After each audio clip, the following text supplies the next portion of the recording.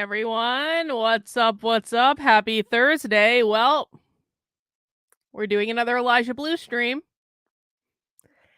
And there's a reason that I've been talking about this. And you know what? Here's the thing.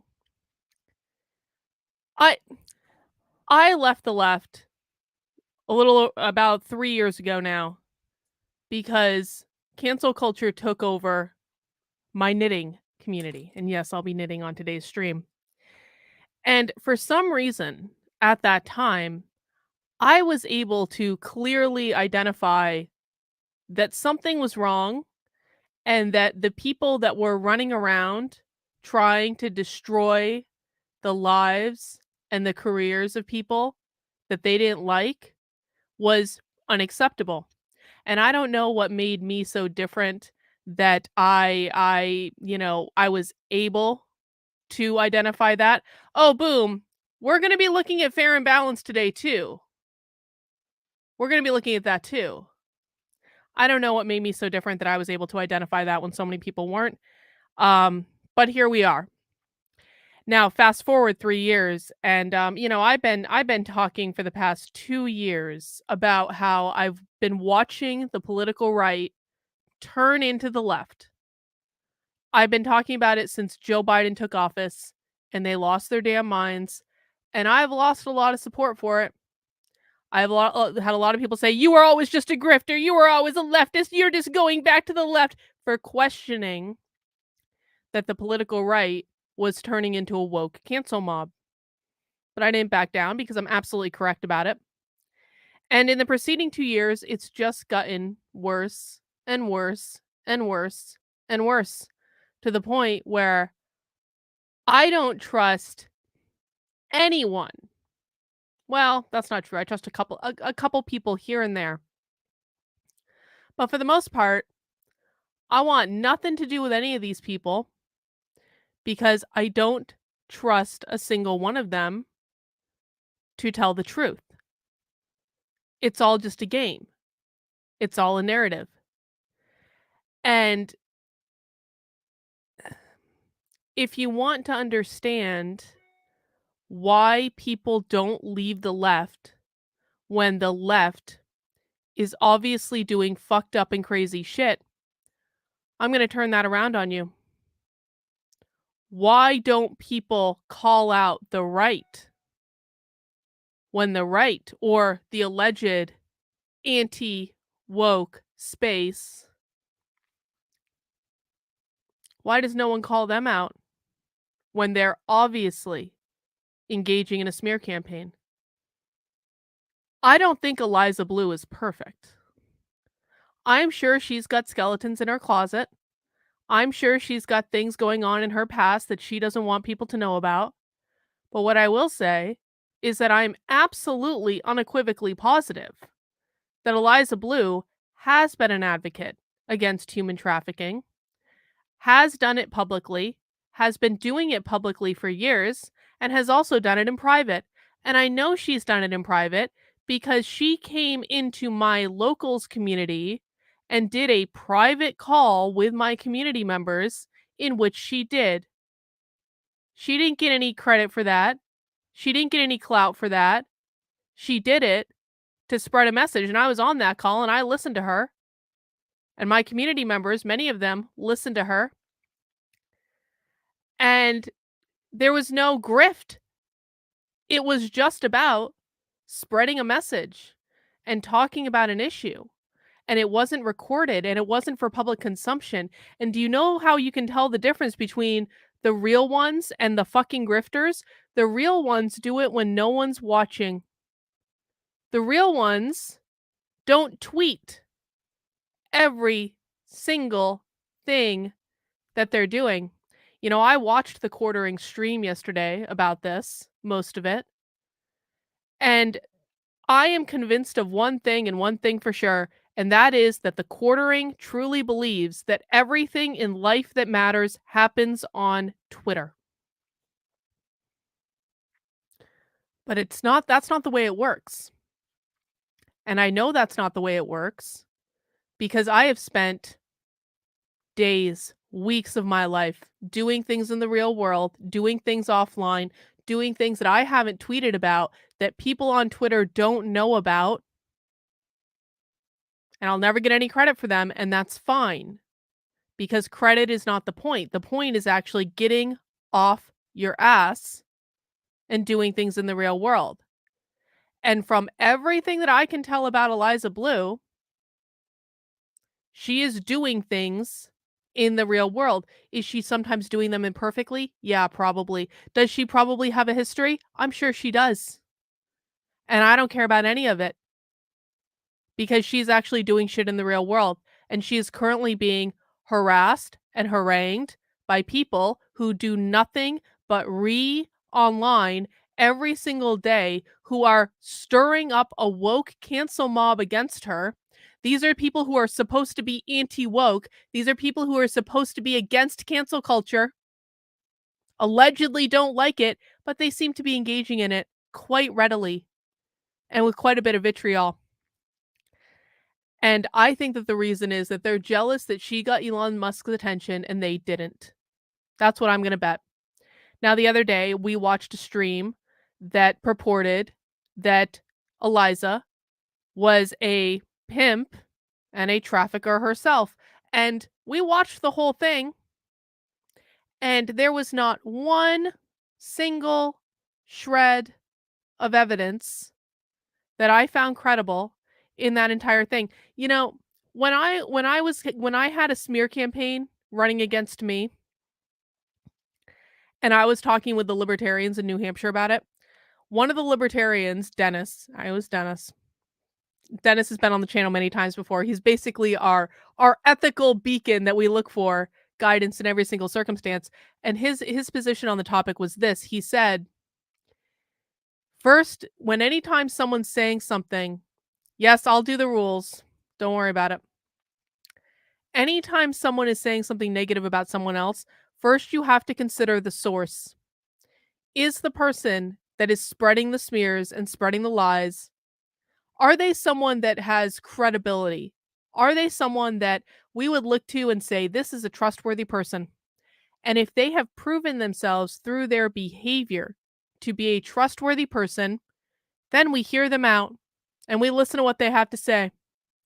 But if that person has not proven themselves to be a trustworthy person, then we tell them to suck our dick, because we don't care what they have to say, because they prove through their own actions that they are not trustworthy. And so part of the reason that I'm doing this stream is that the Daily Beast has come out with a piece on Eliza Bleu. And we're going to watch some content today talking about that piece. I'm not going to read the whole thing because my voice would die, because I'm still dealing with head cold nonsense that makes it difficult for me to talk. So we're getting by. But we are going to watch some content from people who are celebrating this hit piece. Now, let me ask you this. How many hit pieces has the Daily Beast done? I'll get more specific. How many hit pieces about Tim Pool has the Daily Beast done? Now, I'm not the biggest fan of Tim Pool in the world. I think anyone that watches my content regularly knows that. I think Tim Pool is very smart. You cannot question his work ethic. I question some of his choices, but he's allowed to make different rules. Well, John, who has never been on my channel before, we're going to be watching the so-called investigations today, so sit back and buckle up, Buttercup. See, we're going to see a lot of whiny assholes like this in the chat today. We're going to see a lot of quartering simps. We're going to see a lot of Chrissie Mayr simps. I want everyone to be prepared for this. These are people that you don't take seriously because they don't actually listen and they don't sit back and pay attention to what's going on before they start trolling the chat. We're going to go over the chat rules in a second, simps. So you got until then to do your trolling, and then we're just going to start blocking your asses. Anyway, let's get back to this.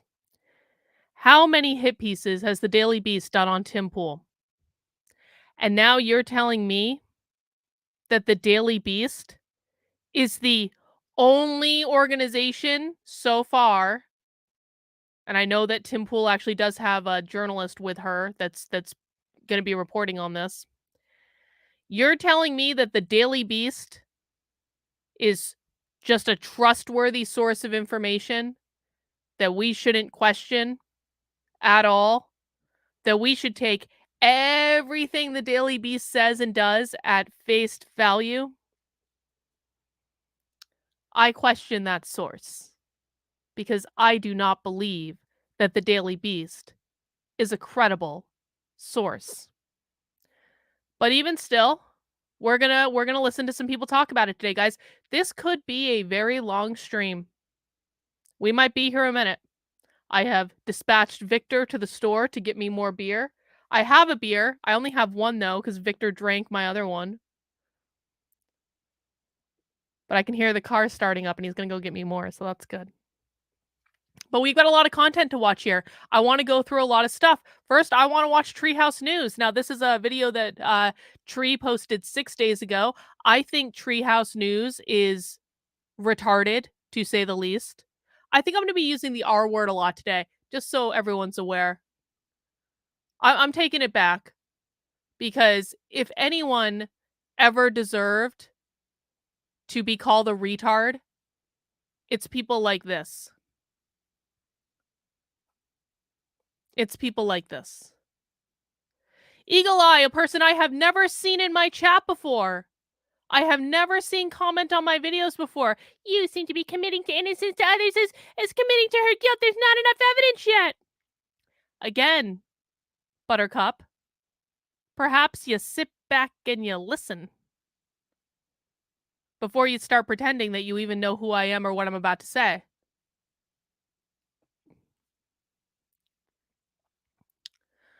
So we're going to watch what Treehouse News did, because she did a good overview of the situation, and we're going to assess whether Treehouse News is a reliable and credible source of information. I don't think she is, because I've been a target of one of her smear campaigns before, and when I ragingly debunked every single thing that she said about me, did I ever get an apology or retraction? No. No, I didn't. So I don't think she's a credible source, but we're going to listen to what she has to say, and we're going to evaluate for ourselves. Brittany Venti is at the center of this.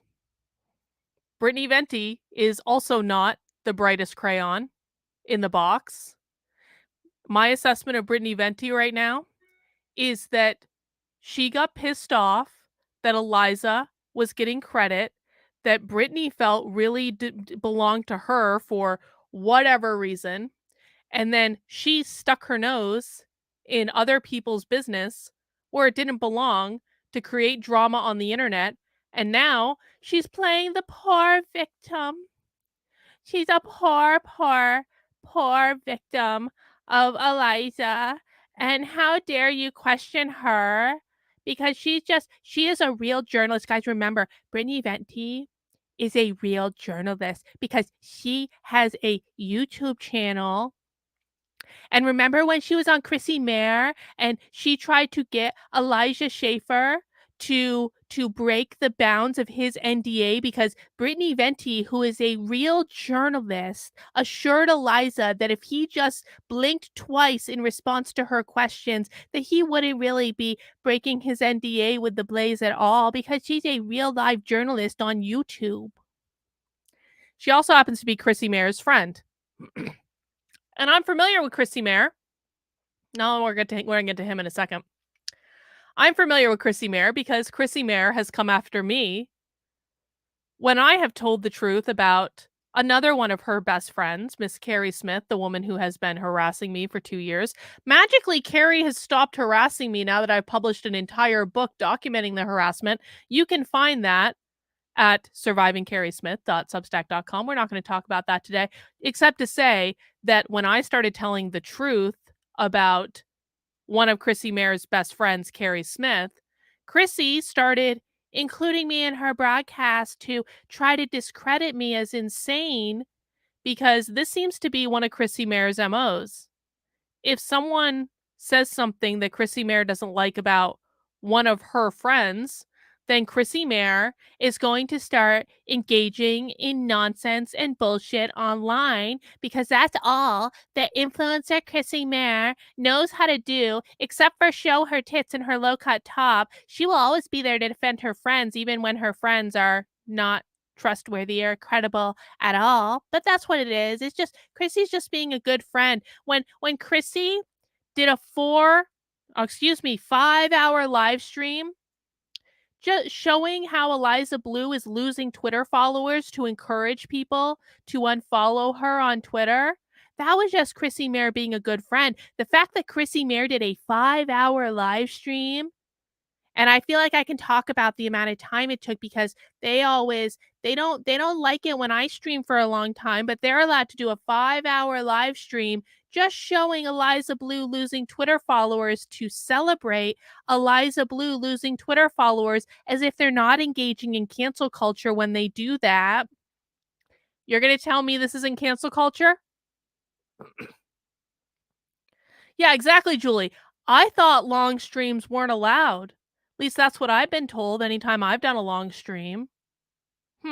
How interesting that this is literally on Chrissie's YouTube channel, a 5-hour stream in which all they did was collect super chats and show Eliza Bleu losing Twitter followers. That was all they did for 5 hours. And you're going to tell me that they're not participating in cancel culture? You're going to tell me that's not celebrating someone being canceled? You're going to tell me Chrissie Mayr is not a woke leftist that's engaging in exactly the same shit that she claims to not like?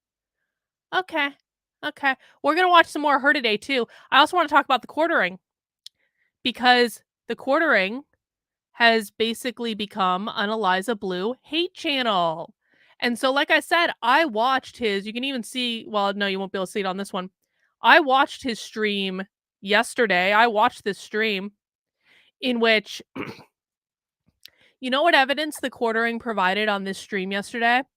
He complained that the Timcast journalist that is currently with Eliza Bleu, his name is Shane Cashman. And from everything I've seen about Shane Cashman actually seems kind of cool, to be honest. He does these long form stories that I think are interesting, and I like his style. And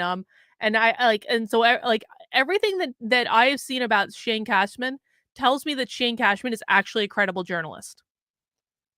But the quartering was a little miffed that Shane Cashman didn't reach out to him for his expert opinion, being that all the quartering has done in this is to take public clips out of context and make video after video after video after video after video celebrating that he was canceling her. And by the way, on that stream, if you guys want to, and it's rather ironic that the quartering labeled that stream the grift exposed, because on that stream he literally talks about the only reason he's doing this is to grift.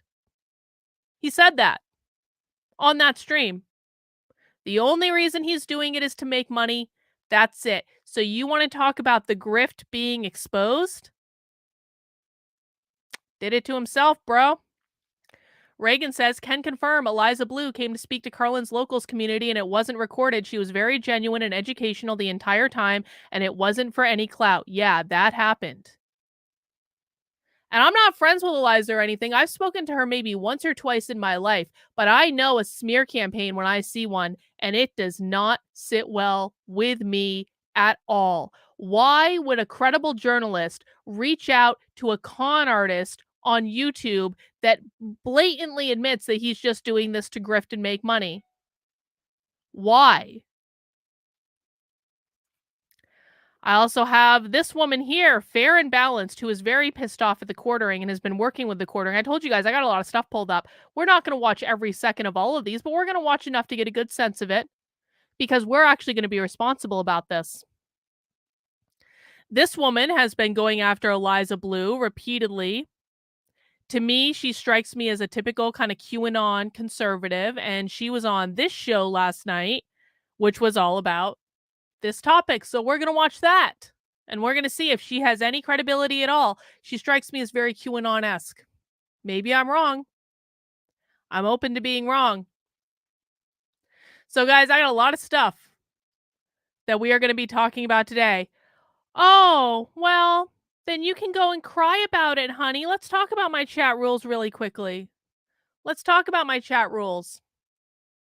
If you're going to be in my chat, this is not an unmoderated chat because I'm an adult and I don't want to deal with bullshit. And I have a fan base that are also adults. Listen, my audience isn't as large as like a Chrissie Mayr's or a Quarterings. And the reason for that is that I don't appeal to raging fucking morons. We have a certain level of expectation of behavior that we expect here. And the rules of the chat exist to keep things pleasant for me because I'm the one that does this for hours a day, and it also keeps it pleasant for people in the chat who are here all the time and actually don't act like raging fucking lunatics. So, there are 2 rules. Number 1, don't be a dick. What does that mean? You will not insult me. You will not insult other people in the chat. You will be timed out if you do, or you will be blocked dependent on how severe the action is. I'm going to ask my moderators. I don't want the moderators flat blocking anyone because if someone gets flat blocked, I want it to come from me. But timing people out is totally, totally allowed, and I would encourage all my moderators to do that if people are acting up. Number 2, no whining. If I tell you to stop doing something, stop doing it. Don't come back at me and say, I'm not doing that thing you told me to stop doing, because you are doing that thing I told you to stop doing, because if you weren't doing it, I wouldn't have told you to stop doing it in the first place. No whining.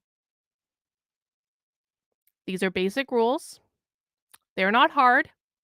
If you can't control your feelings, then go post them on Twitter or go to someone else's chat, because we're going to keep things nice and pleasant here. And that's just the way it goes. Those are the chat rules. Please make sure you follow them. All right, so there's a bunch of stuff that I want to get through today, guys. But before we do jump into things, I do want to just have a couple of announcements. Number 1, I want to remind everyone, please make sure you are subscribed to my Substack. My Substack is Carlyn, KARLYN.substack.com. And luckily on my Substack, I do far more adult things than the bullshit that we're about to deal with today. Now, like I said, I think that this stream today and streams like this are important because people need to be able to learn how to identify cancel culture. Quite frankly, I'm also doing the stream today to research for an article I want to write for my Substack about how to identify cancel culture. Okay, and how to identify a smear campaign when it's happening, because this is getting more and more and more and more and more prevalent, and I don't think it's acceptable. And people need to be able to learn how to identify when a smear campaign is happening right in front of them. Except it is a smear campaign, which we're going to see today, and I'm going to prove to you emphatically. And you can have all the feelings you want about that.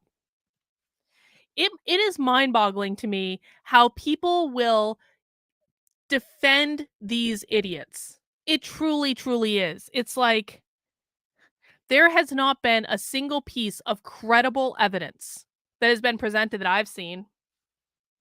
But we're going to see.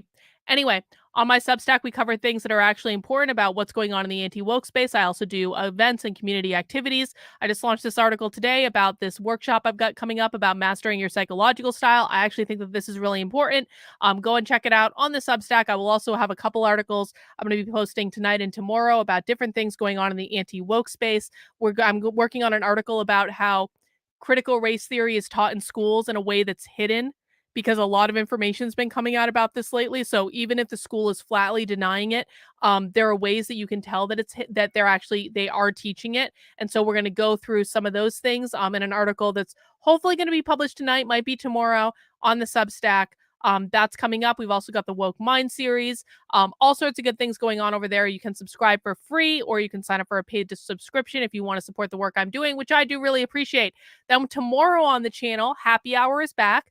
Last week, of course, I had the Libertarian Party of New Hampshire state convention that I had to go to. And so we canceled Happy Hour on Friday and Saturday because I was otherwise preoccupied. But Happy Hour is back. And I think both Happy Hour and Socialism Saturday are going to be doozies this week. I found this training that is all about how you can eliminate racism by eliminating the gender binary. That's not going to be cringe at all, is it? We're going to watch that training live on my channel at 5 p.m. tomorrow. So you can make sure you drop by for that. And then Socialism Saturday starts a little bit later on Saturday. It starts at 6 p.m. And we are going to be watching a socialism podcast, maybe a couple of them actually, about how whiteness and capitalism are basically the same thing, which is something I've been trying to tell people and explain to people. I actually have an article on my Substack about this. If you have not yet read this article on my Substack, why the police who killed Tyree Nichols were driven by racism, even though they're all black, make sure you read this Substack because it explains clearly why those 5 black police officers are guilty of racism in the minds of the woke left. Even if they're black, it doesn't really matter because whiteness is not about skin color. Whiteness is about capitalism. And I lay it all out in that article for you to help you really understand that. You haven't missed anything yet, Brian. You're just in time. All right, guys. Mount that like button if you would be so kind. The first thing I want to look at is actually a clip. And this to me really says everything that you need to know about this situation really, really succinctly. Now, this is something that Chrissie Mayr and her simp fiance or husband or whatever the fuck he is have been peddling around Twitter. And so you see here Chrissie Mayr complaining about this, but we're going to watch the clip. The Eliza groomer clip was just taken off Twitter. I have the copyright owner, Liberty Lockdown Podcast, who is actually a really good guy, coming on at 9:30 p.m. So we're going to see that, but I want to show you what she's talking about. So here is here is the clip that was found by excuse me, Chrissie Mayr's simp boyfriend, fiance, whatever the hell, in which they claim that this is Eliza Bleu talking about grooming and how she's a groomer and all this stuff. Now, what I want to illustrate with this is one of the ways that we know emphatically that this is a smear campaign. Let's see. Let's actually get a better version of the clip than that because that's an edit. There's the one we want to watch.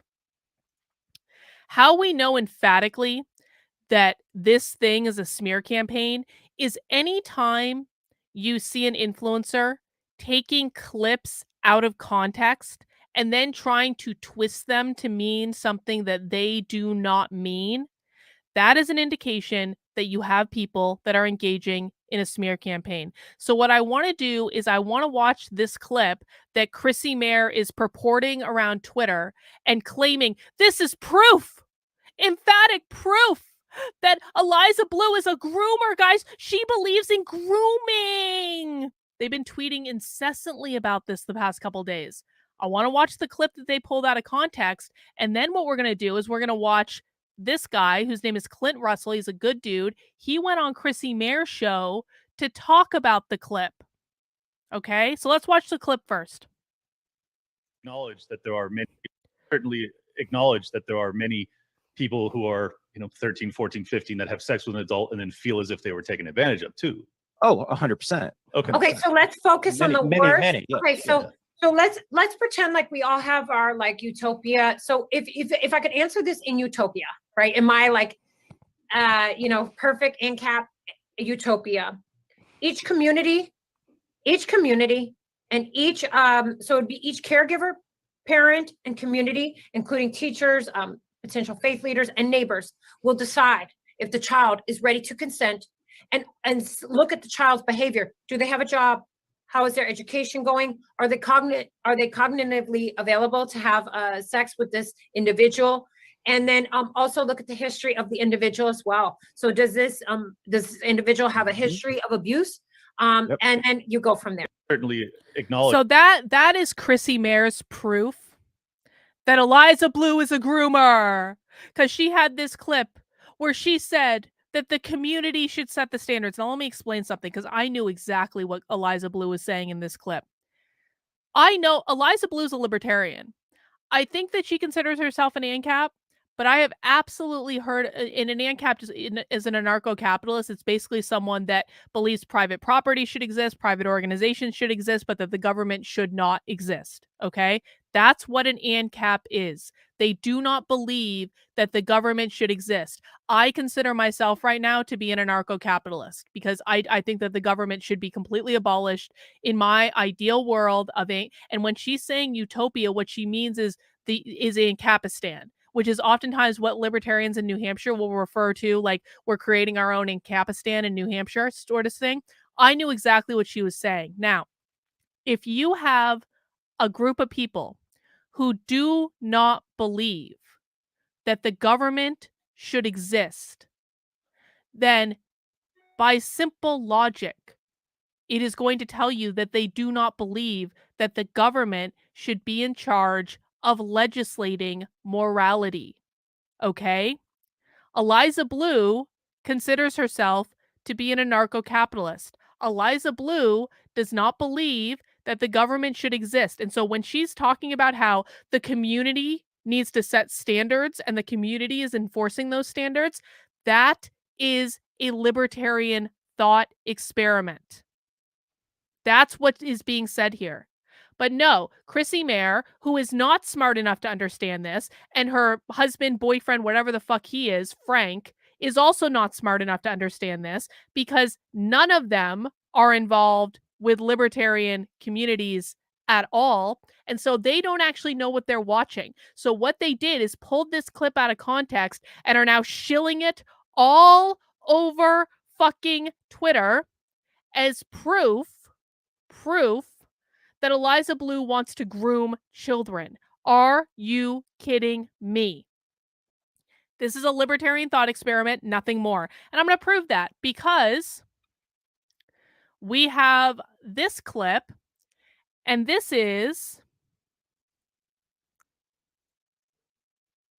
No, I'm really not, because I've actually spoken to her about this.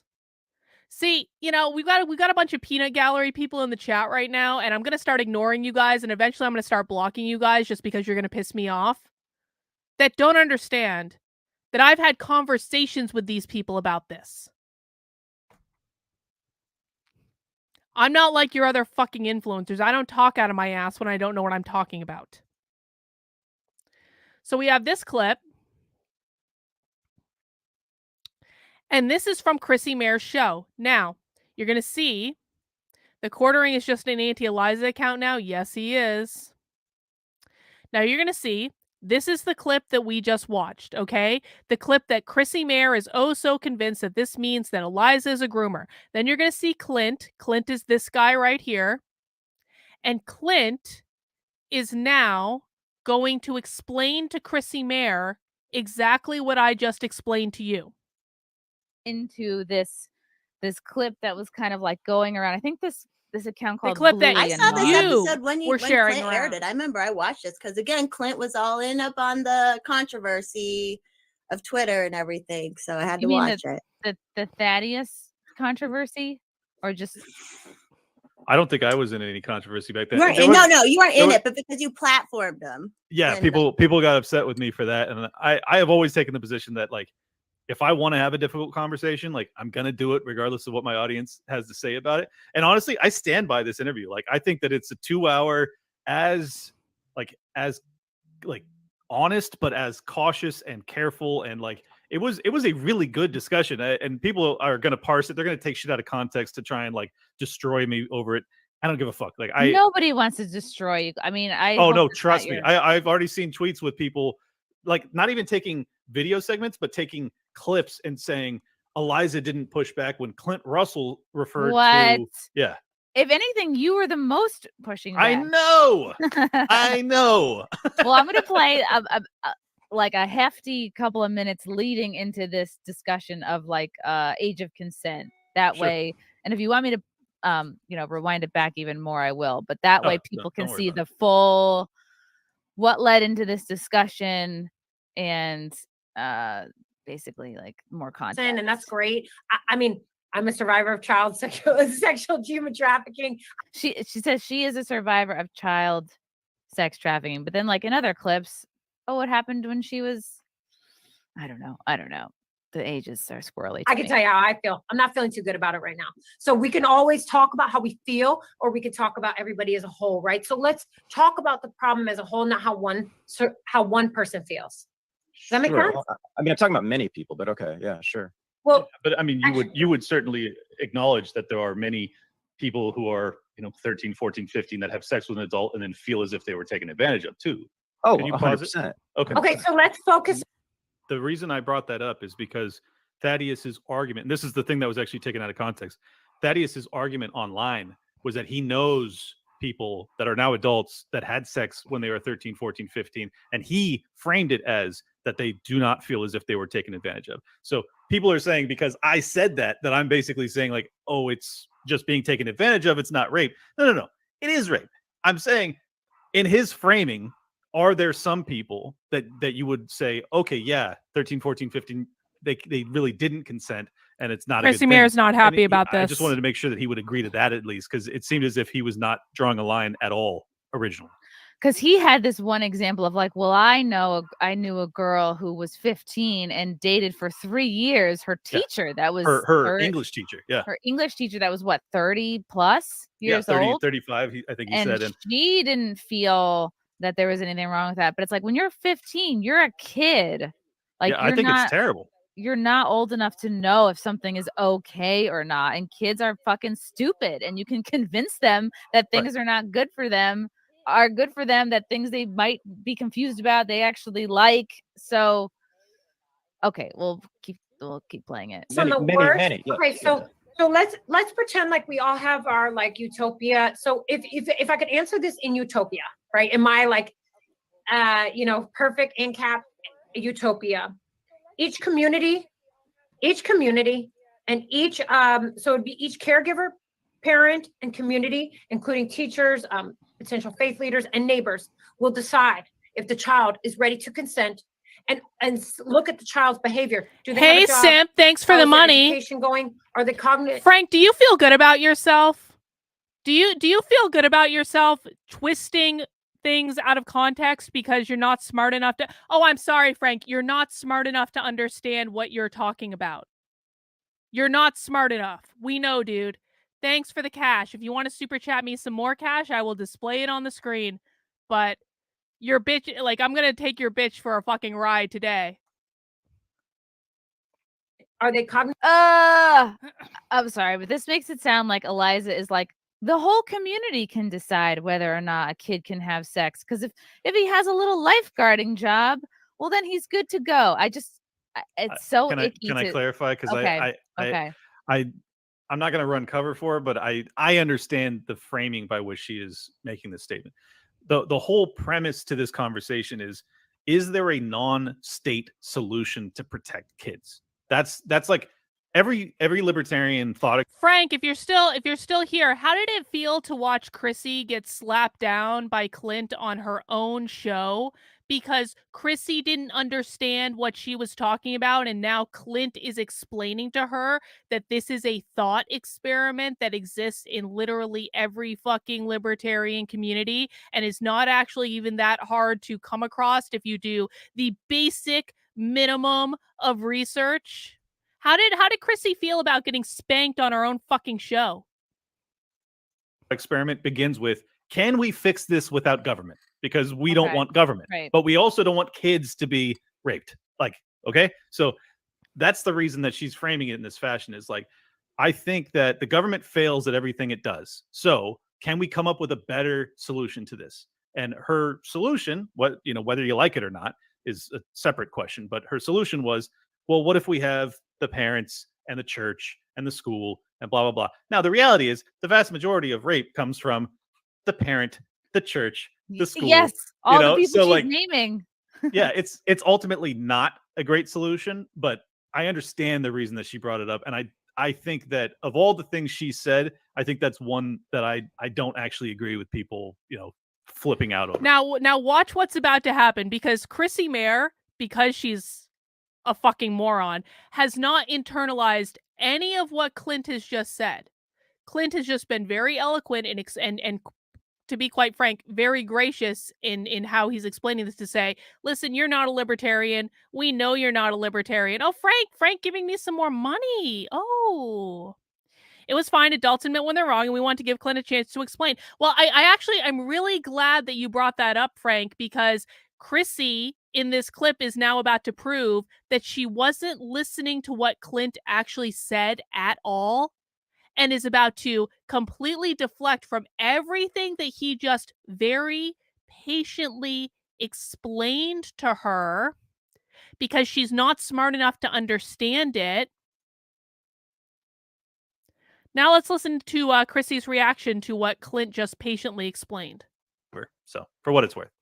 I think she started saying it because she's, like you said, the chameleon, and that's how Thaddeus talks. And so then she kind of had to start like going into that conversation like he talks. That was Because how I've never took heard it. her mention ANCAP in any other interview she's Oh, ever done. we need to scrub the internet. I have absolutely talked to Eliza Bleu about being a libertarian. I talked to Eliza Bleu over a fucking year ago about coming to PorkFest. Just because Chrissie has never heard, I'm sorry, we have to do our low cut top. Chrissie has never heard Eliza talking about being a libertarian. Isn't that convenient? Because Chrissie only picks out information that she can use to twist and smear Eliza.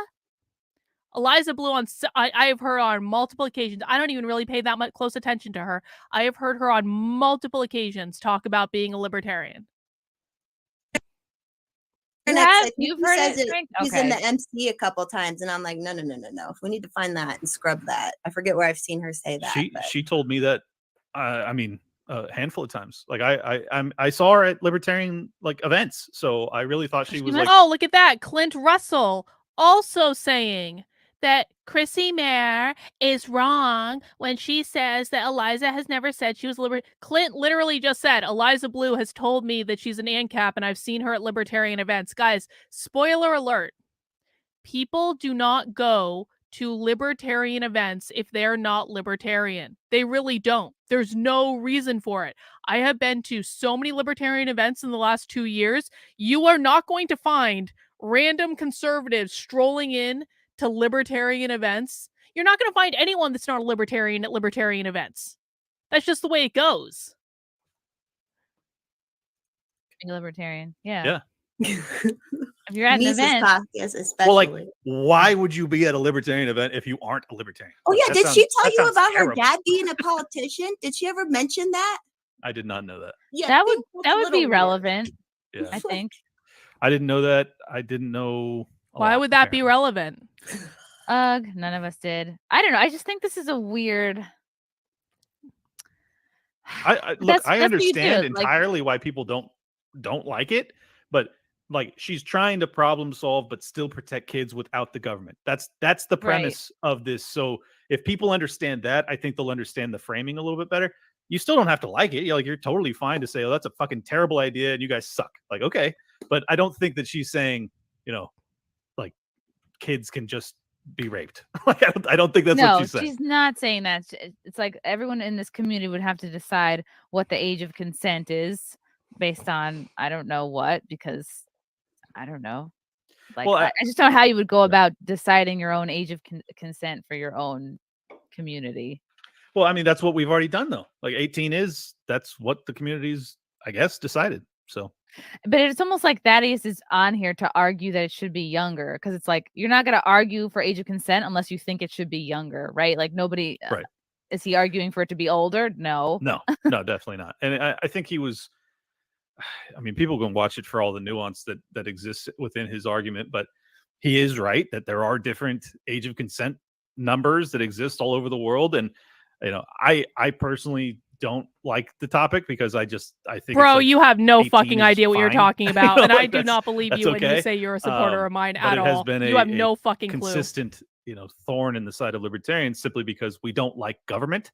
So whenever people say like, oh no, we shouldn't have the government, deciding this ought to be up to the father. Like, and honestly, I still think like whatever the age of consent is, like the father, like as a dad, like that's how I'm going to decide what the age of consent is. Like whatever age pisses you off. Yeah, exactly. Like if you're alive, then that means that it was permissible. Oh God. So you would think, right? You would think that now that Clint has clearly and very patiently explained to Chrissie Mayr that this is a libertarian thought experiment, that Eliza Bleu has been at multiple libertarian events that he's also been to, and he goes to a lot of events as well, that he has explicitly explained that she has told him that she's a libertarian.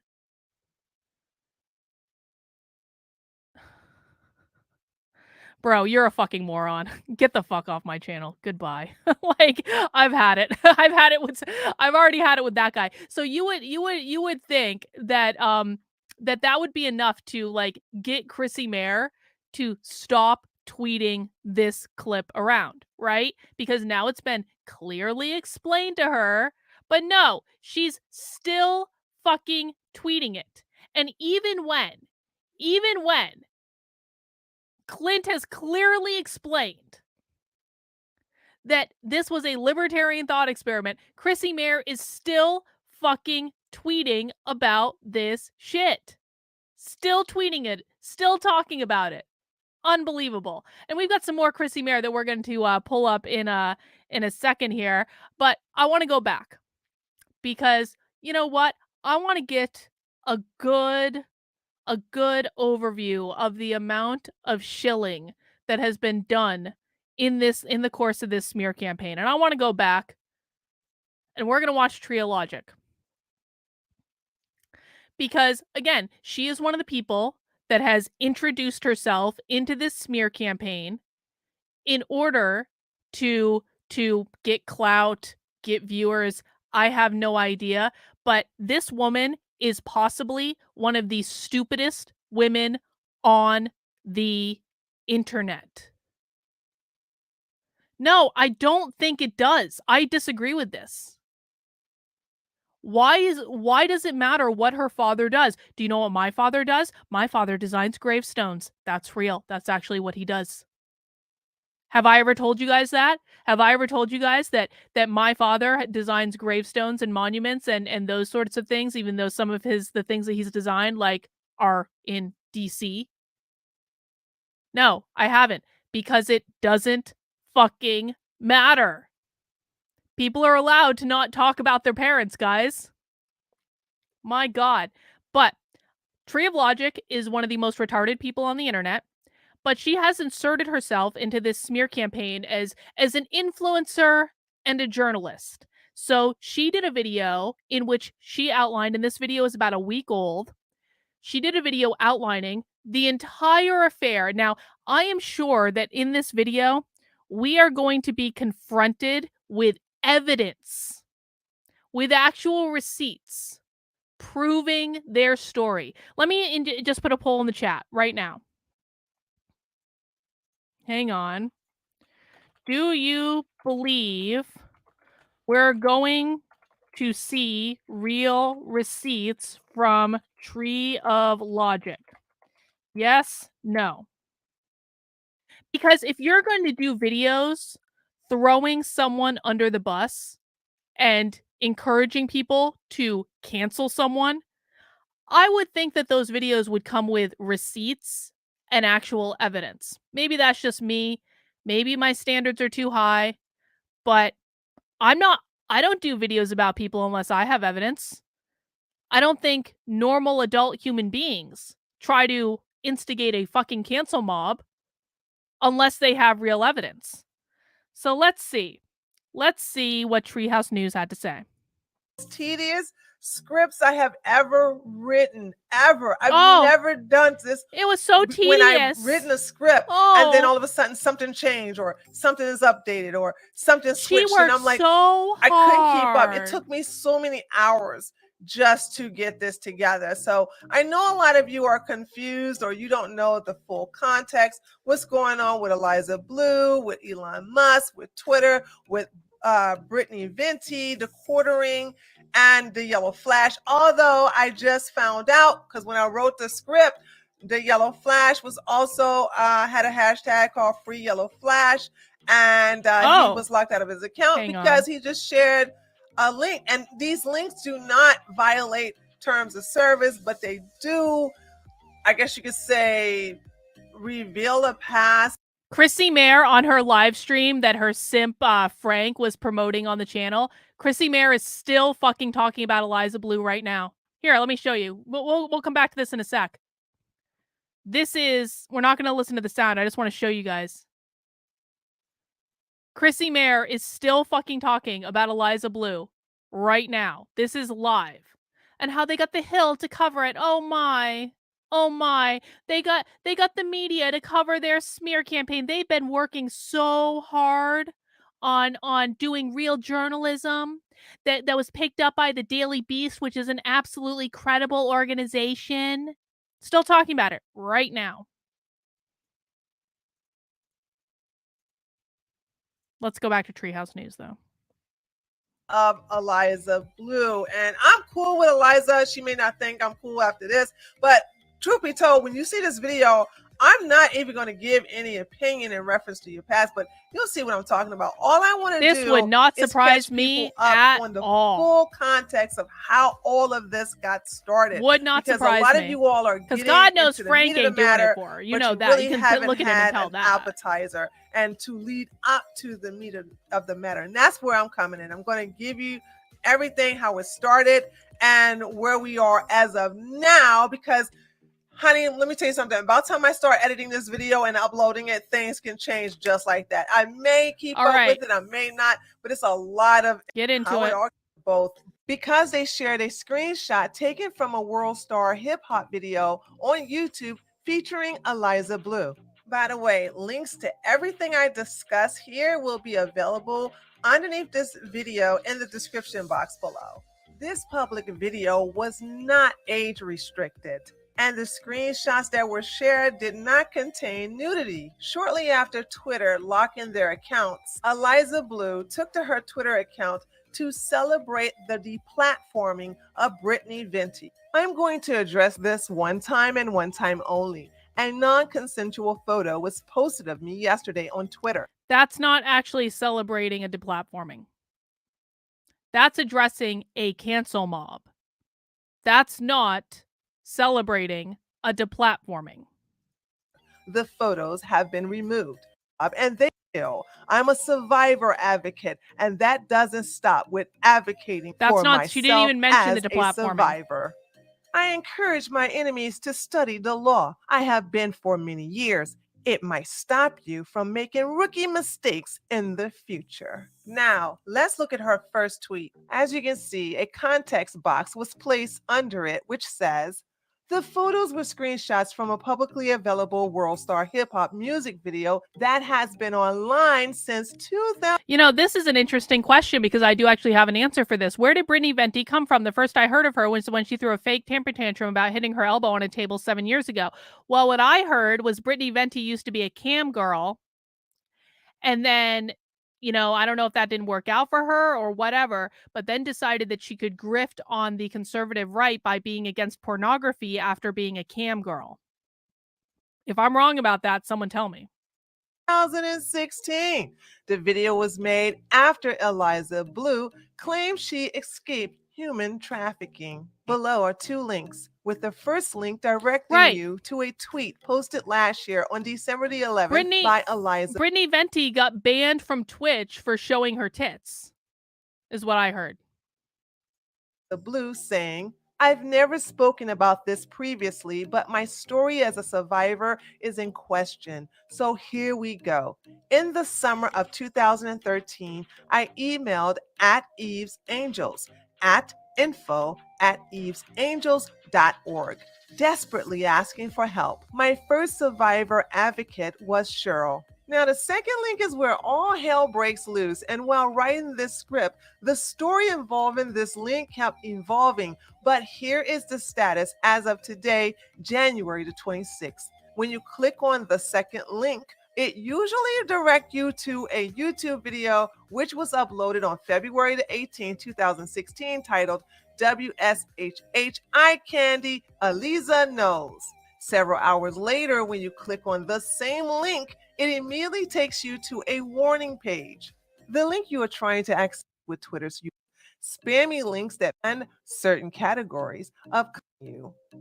After Brittany and Jeremy were banned, this caused people on Twitter to lose. Sorry, their we're gonna be fast forwarding and a little bit. hashtag Free Brittany Venti went straight to the top of the trending list. So the next day, after much turmoil, they put the link back. But wait, there's more. While writing my script, Eliza filed a privacy complaint against the video, which resulted in being taken down. That's not how that works.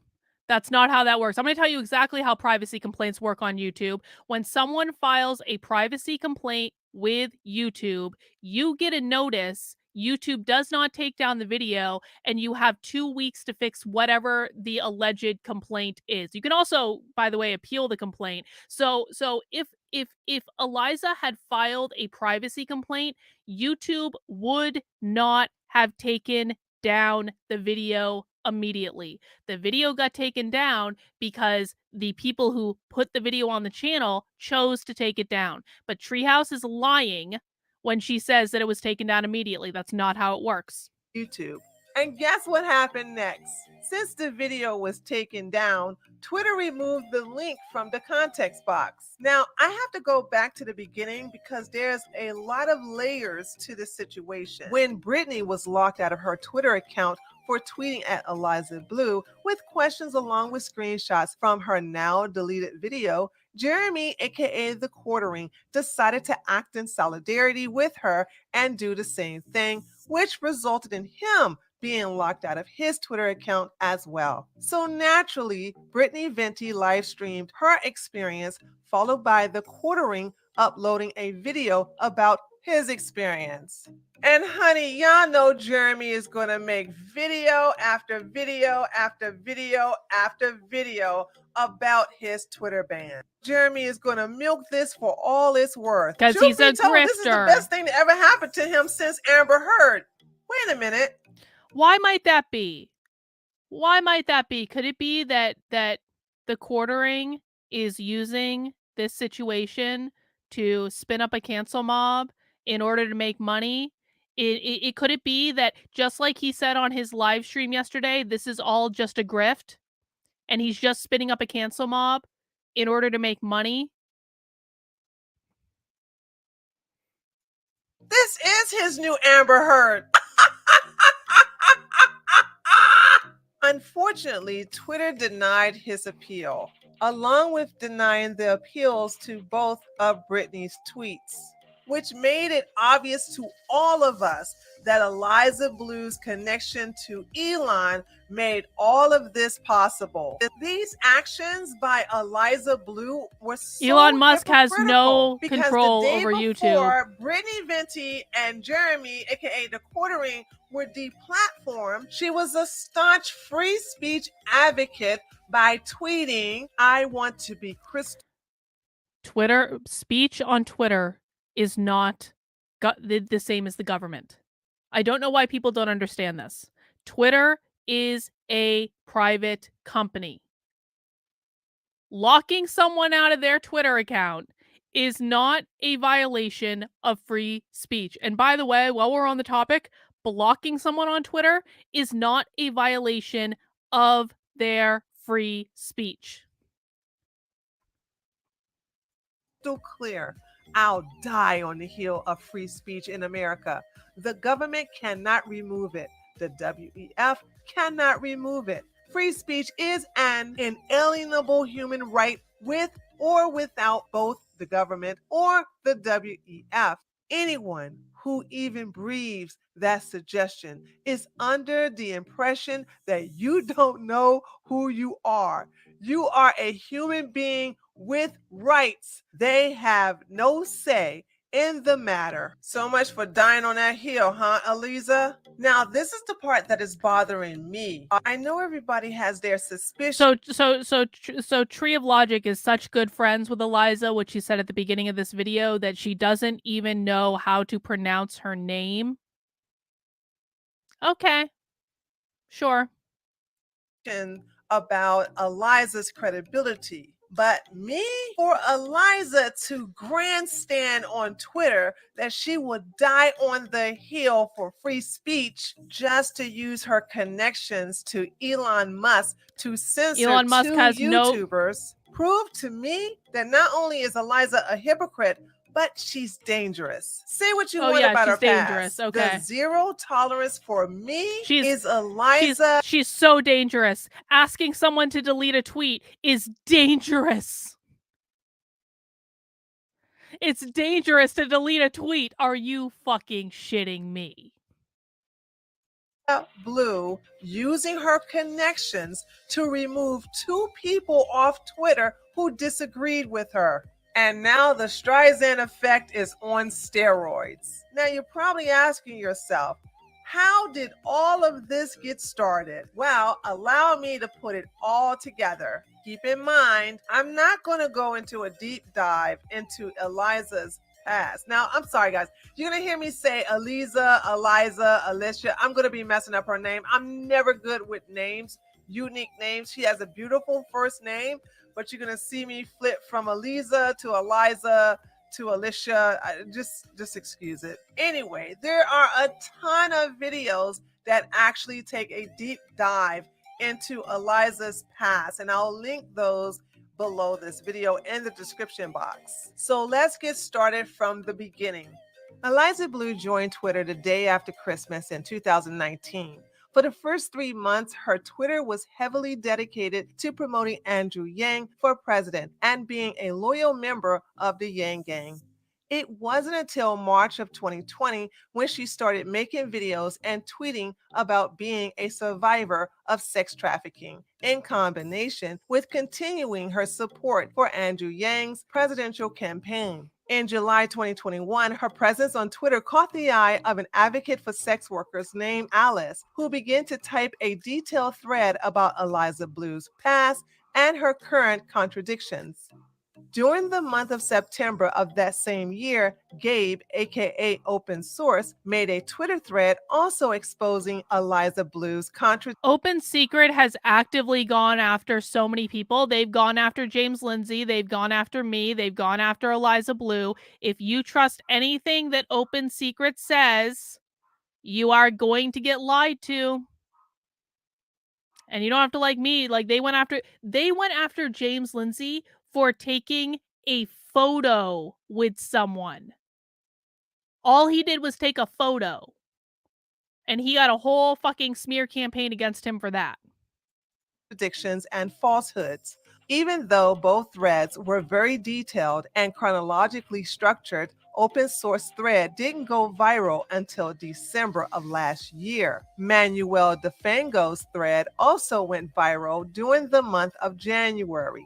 This is when people like myself begin to take notice and start asking questions. But if you tweeted to Eliza Bleu any questions in reference to her past, she will block you. Good for her. Right now, the pictures and videos that Eliza Bleu got Brittany Venti and the quartering banned for are being shared by thousands of smaller accounts on Twitter, in addition to being shared by various channels on YouTube, Odyssey, and Rumble. Even Kiwi Farms has gotten involved.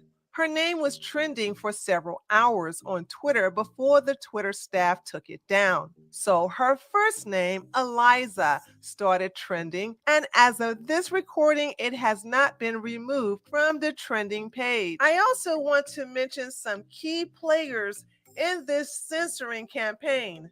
And we will start with Amanda Jean, who locked her account due to the backlash after bragging about reporting Brittany Venti to Twitter staff, which resulted in her getting locked out of her account. Next, we have Ella Irwin, who is the VP of Twitter's Trust and Safety Team, who lied about the screenshots being posted as non-consensual on YouTube. Picking this up, posting the same sort of for Tim Pool.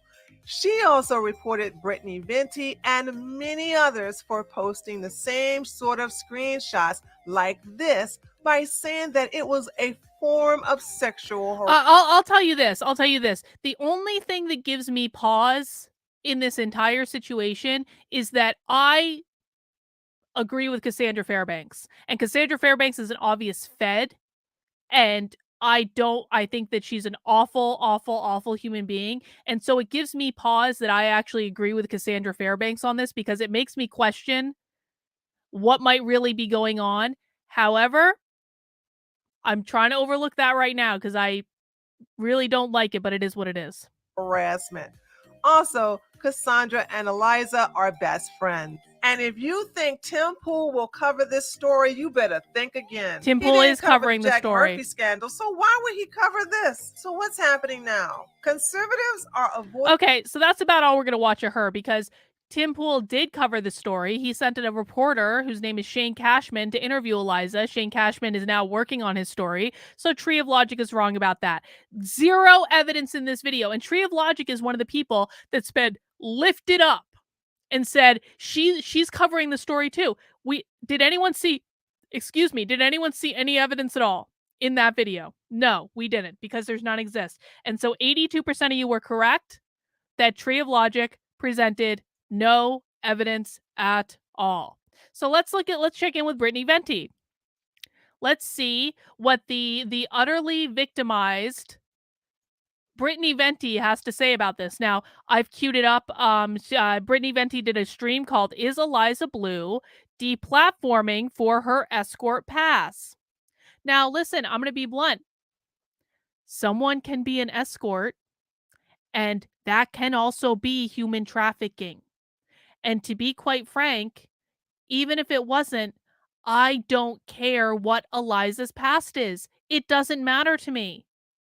What matters to me is the work she's doing now. But to say that someone can't, first of all, I want receipts. I want actual proof that this happened.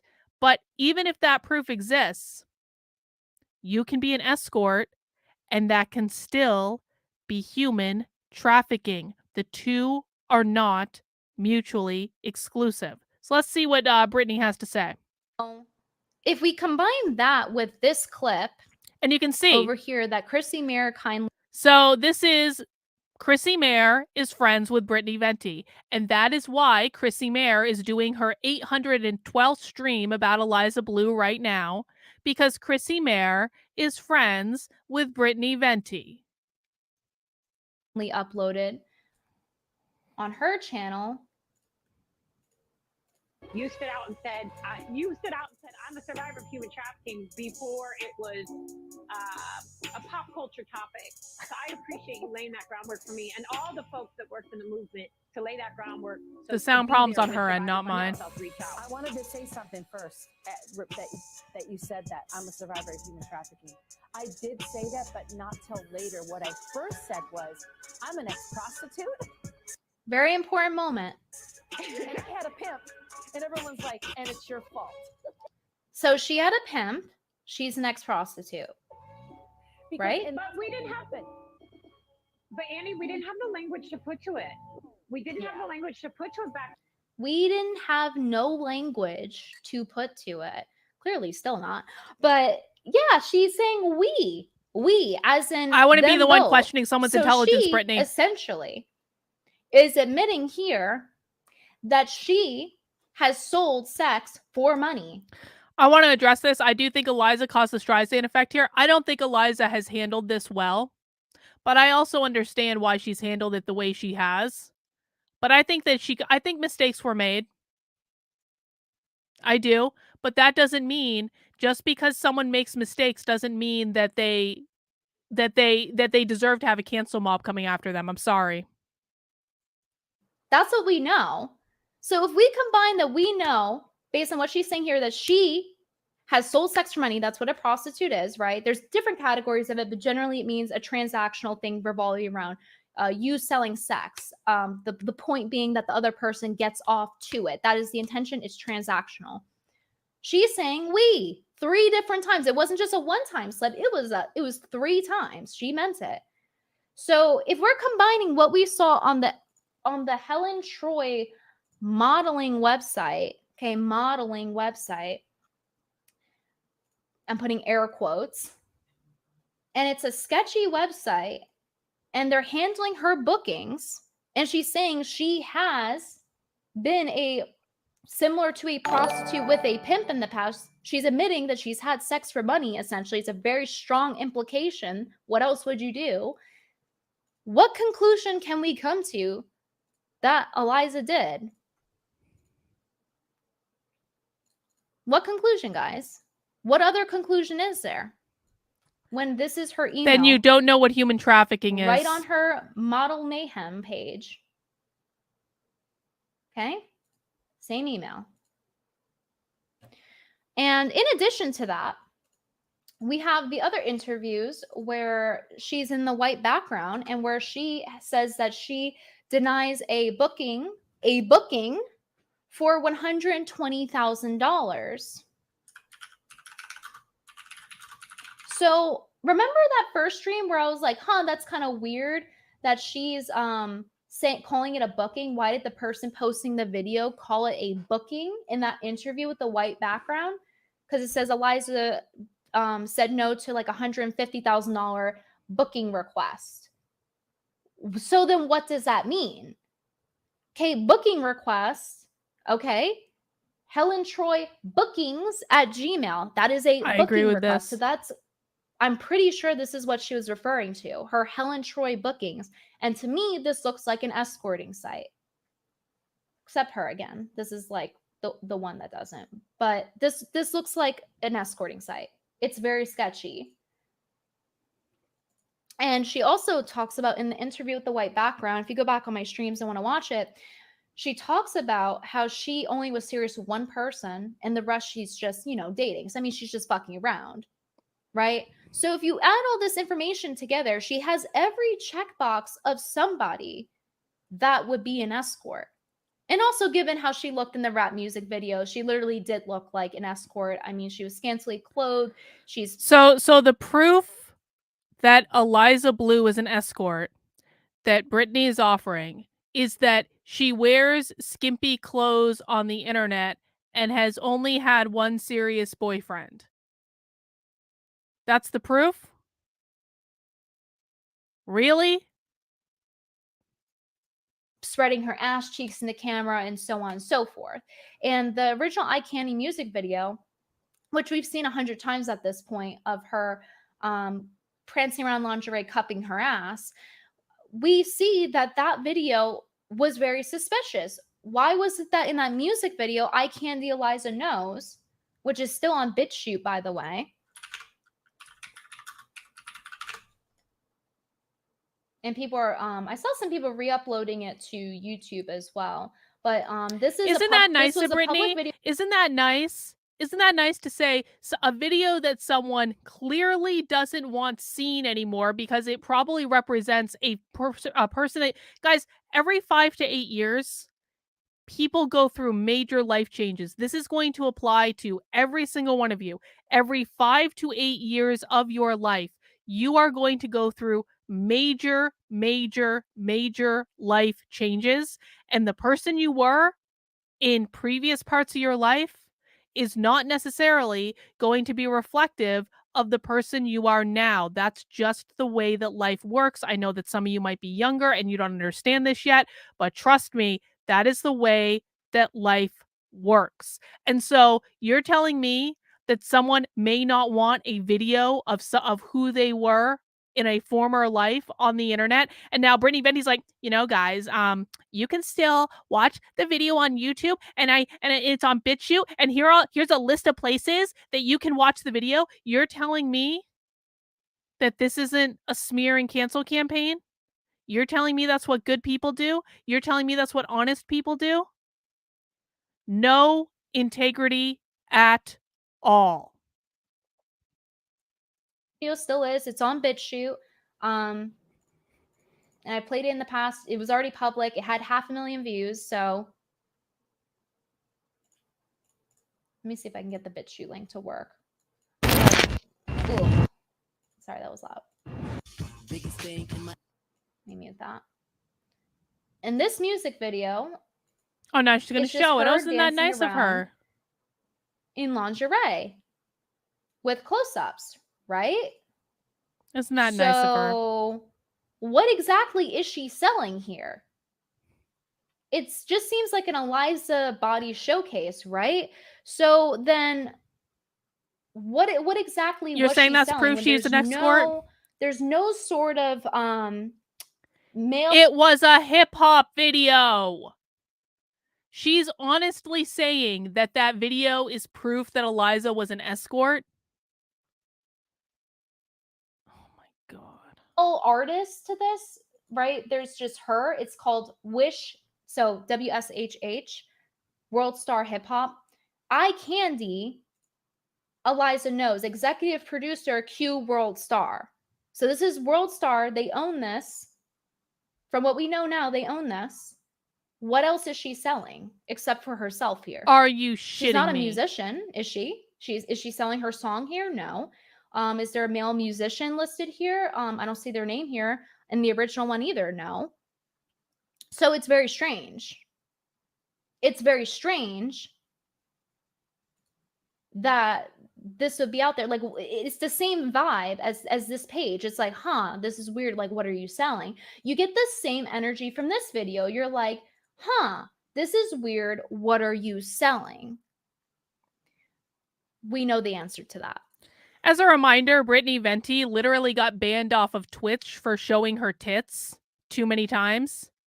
So are you telling me, Brittany, is that proof that you're a prostitute, Brittany, because you got banned off a website for showing your boobs? Is that proof that you're a prostitute? You see how this works, guys?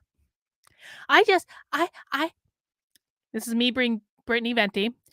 I just don't understand how someone can make a video being sexy if they're not an escort. Just don't ignore the fact that I got banned off Twitch for showing my tits. Just, we don't, that was different. It was different. I'm obviously not an escort, but anyone else who makes a sexy video on the internet is obviously an escort if I don't like them. So my theory, as of right now, after seeing all of this, is that Eliza Bleu, in my theory, I showed sufficient evidence to support this theory. She's an expert. Wants to hide her escorting past because she feels it will conflict with her advocate messaging. So she took steps in order to censor anybody talking about this public material that World Star posted. And now you're not allowed to ask her questions about it because she doesn't want people to know. Now, is there a clip of her saying she is an escort? No, but there's a clip of her admitting she prostituted herself. No, she didn't actually admit that, Brittany. And we also see that didn't happen. The Helen Troy modeling Tumblr is a model booking site and has explicit photos. And we know Eliza has Helen Troy Modeling's email as her booking agent, so to speak. So, in conclusion, in my theory, with a very high certainty, I think that Eliza very high certainty, was an no escort. evidence. I think she was a prostitute, and some of you might not know this, but prostitutes, street walking hookers, are also escorts. It actually goes into depth when you look into this about street hookers on. I saw Pretty Woman one time, and I learned that escorts and hookers, streetwalkers, are the same thing. It's overwhelming evidence that Eliza was a hooker. Are you fucking shitting me? Are you shitting me? Yeah, exactly. Well, in my theory, exactly. Which it has a very high degree of certainty, Savrits. Very high degree. On Monday, being on the street, and on Tuesday, they're in escorting agencies. It's not higher class pussy. Okay, it's the same pussy. So there probably is more She's to very that high that class we as well. don't even know about yet. And it makes it very suspicious that she says she was a trafficking victim, right? We do know some prostitutes are trafficking victims. But obviously a not lot of her, story because isn't I adding don't up like throughout the her. interviews, And so with it the Michael can't Malice possibly interview be of her saying true. she was trafficked because her photos were shown and profiles were catfishing men. Therefore, she was trafficked. It was a very weird explanation on the Michael Malice episode. And We know that her storylines aren't adding up to her age. We went through the timelines, and I'm inclined to believe that she's not telling the truth because she has a history of not telling the truth, such as when she got my Twitter account locked saying that I posted non-consensual images of her when they were consented to. And she admits on recording that she auditioned Literal mean girl. for World Star to do this. Literal mean It was girl. on her website. What's that hip hop website that she was on? It was on there. Hold on, let me see. This. Literal mean girl. Let's see. Let's see if she actually has anything else that we can go through. Oh no, she's gonna show the quartering. She's gonna show Chrissie Mayr. She's gonna talk about her father. Guys, we're not gonna watch all this because I've got a lot of stuff I want to get through. But so far, Brittany Venti has given me absolutely no reason to believe that she's being on the up and up either, because she basically said, if you do videos in lingerie on the internet, that means you are a street walking hooker. So I have to apply the standard of, is this an honorable person? No, I don't want to listen to anything else she has to say. Moving on, let's watch something that the quartering did today, because I actually haven't seen some of these. The quartering has been pumping out so many videos on this topic. I watched this stream yesterday. I would actually encourage everyone to go. He's streaming literally right now. He is quite literally streaming right now. Let's just tune in. Let's just see what he's saying. So, Oh, you so know, it's Sydney. definitely if you're watching on the quartering, you know, watch on community notes. Other small announcement. A lot of people have been asking for Streamlabs because they want to give us money and not let All YouTube right. take 30%. This is quite literally just started, so there's nothing we can really watch there yet. But I'm disappointed for Sydney Watson getting involved in this. I'm going to be interesting to see what she has to say about it, to be honest. But I would encourage everyone to go and watch this stream that he did yesterday called "The Grift Exposed," because it's so bad. It's so bad. It is quite literally him complaining for an hour and a half that he was not invited to contribute to the story that Shane Cashman is doing. But let's just see. Let's just see. So he's done a bunch of videos, and I just want to see how on the up and up the quartering is. Elon Musk disavows Elijah Bleu. This was from yesterday. Elijah Bleu destroyed by new article. That's the Daily Beast article. So again, I have to go back to the beginning. The Daily Beast, who has done several hit pieces on Tim Pool that are blatantly obvious hit pieces. I mean, some of them are hilarious. Like that one about, I gotta admit, that hit piece that the Daily Beast did about Tim Pool stealing a cat, like that was fucking hilarious. And I really hope I get a hit piece of that caliber written about me someday. That would be amazing. But the Daily Beast is not a credible news outlet. So why is the quartering doing a video saying, finally, the Daily Beast, a credible organization, has exposed the truth? Well, we know they're not a credible organization. We're going to talk more about that in a bit. But I just want to see what this says. Elon Musk disavows Elijah Bleu. All right, let's listen to see how this went. Holy moly, things just went absolutely wild overnight, last night into this morning. And it seems that, and unfortunately for this potential grifter, the news story just went wild on a Wednesday, which means it's going to run Thursday, all of Wednesday, all of Thursday, all of Friday, before people probably finally move on. We have a new article that absolutely blows the lid off of her history and turns out some other shocking stuff, which I'm going to cover. We got a couple of videos on this, and then I'm going to cover like actual other news, but it's time to bring this one home. And last night it became apparent Bring that, it home and then do Elon several other Musk fucking had videos. unfollowed Eliza Bleu. Now, we don't know exactly what point this happened. It could be related to this. It could not. He does follow and unfollow people pretty regularly. Okay. So this is the proof that Elon Musk has disavowed Eliza Bleu, is that he unfollowed her. And then the quartering backs that up. I say, Elon Musk follows and unfollows people quite regularly, but the smoking gun that Elon Musk has disavowed Eliza Bleu is that he unfollowed her on Twitter.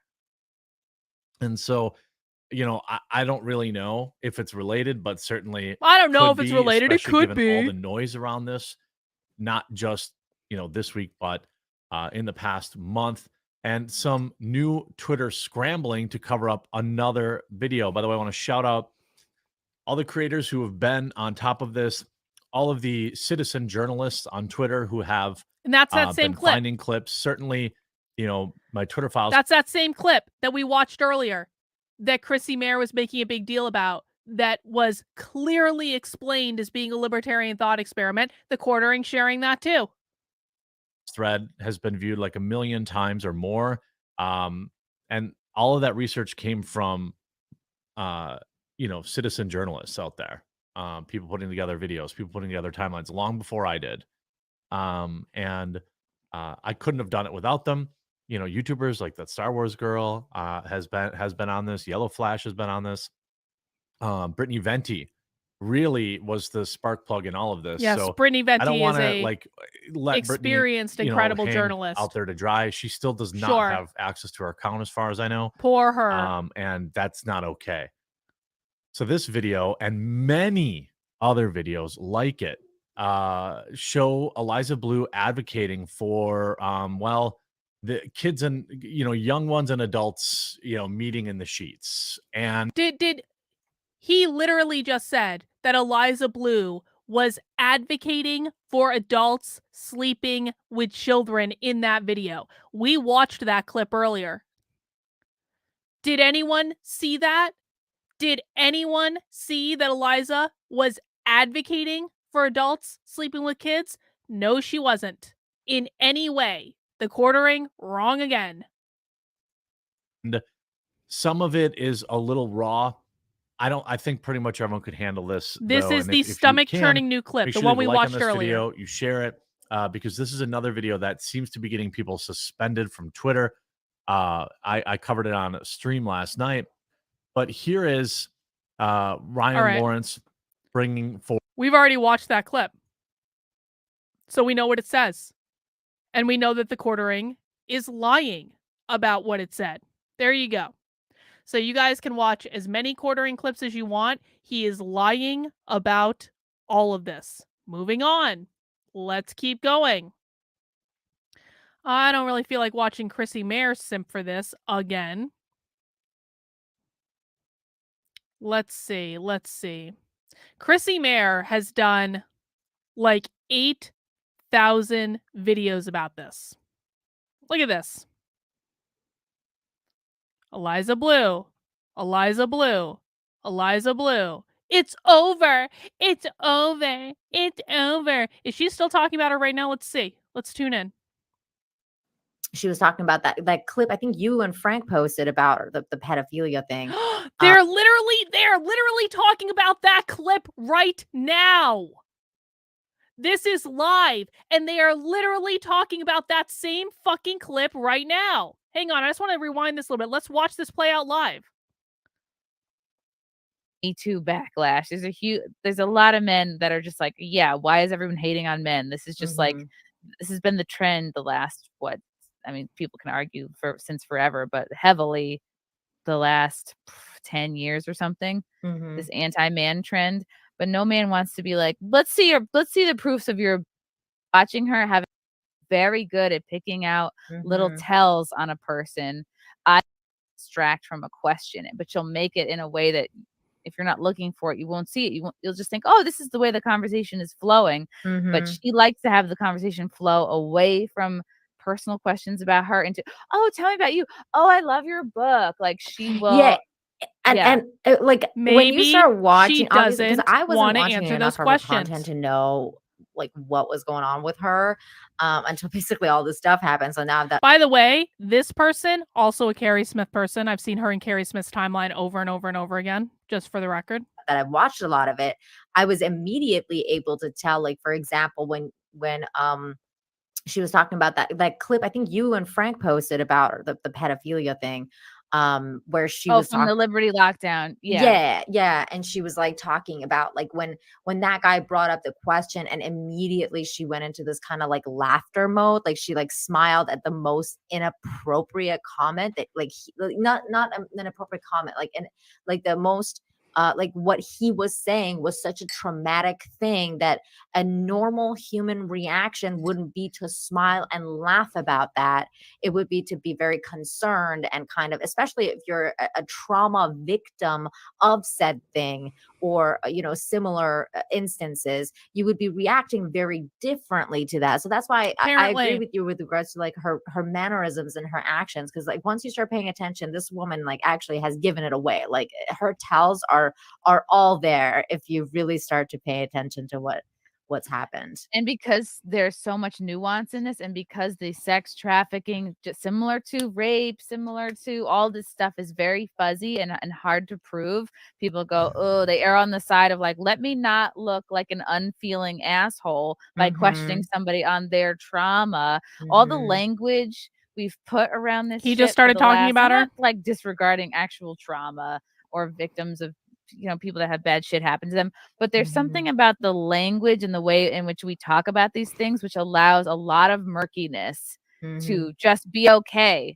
They're allowed to, like a trans person, just say, this is my buffer, I'm a victim, don't ask me any questions. It gets you kind of off the hook to answer questions, which is exactly the kind of thing that someone can take advantage of. Like, she knows she's dealing in an area where it's kind of looked down upon to ask questions. Hang on.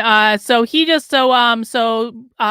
George just told us that the quartering is now talking about Eliza. So let's go and see what he has to say live. Fuck it.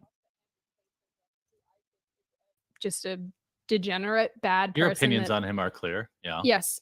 But should he be gatekeeped out? Should he be excluded? Because a lot of people really like him, and a lot of people like me really don't, and think that many of his views are corrosive, and the way that he conducts himself is corrosive. So I don't know. I go guess my back to the question would start be of the to that, stream, like, because I what clearly and standards are unequivocally you explain using it. to So determine you who can go back and to the cannot start of have the a stream. platform?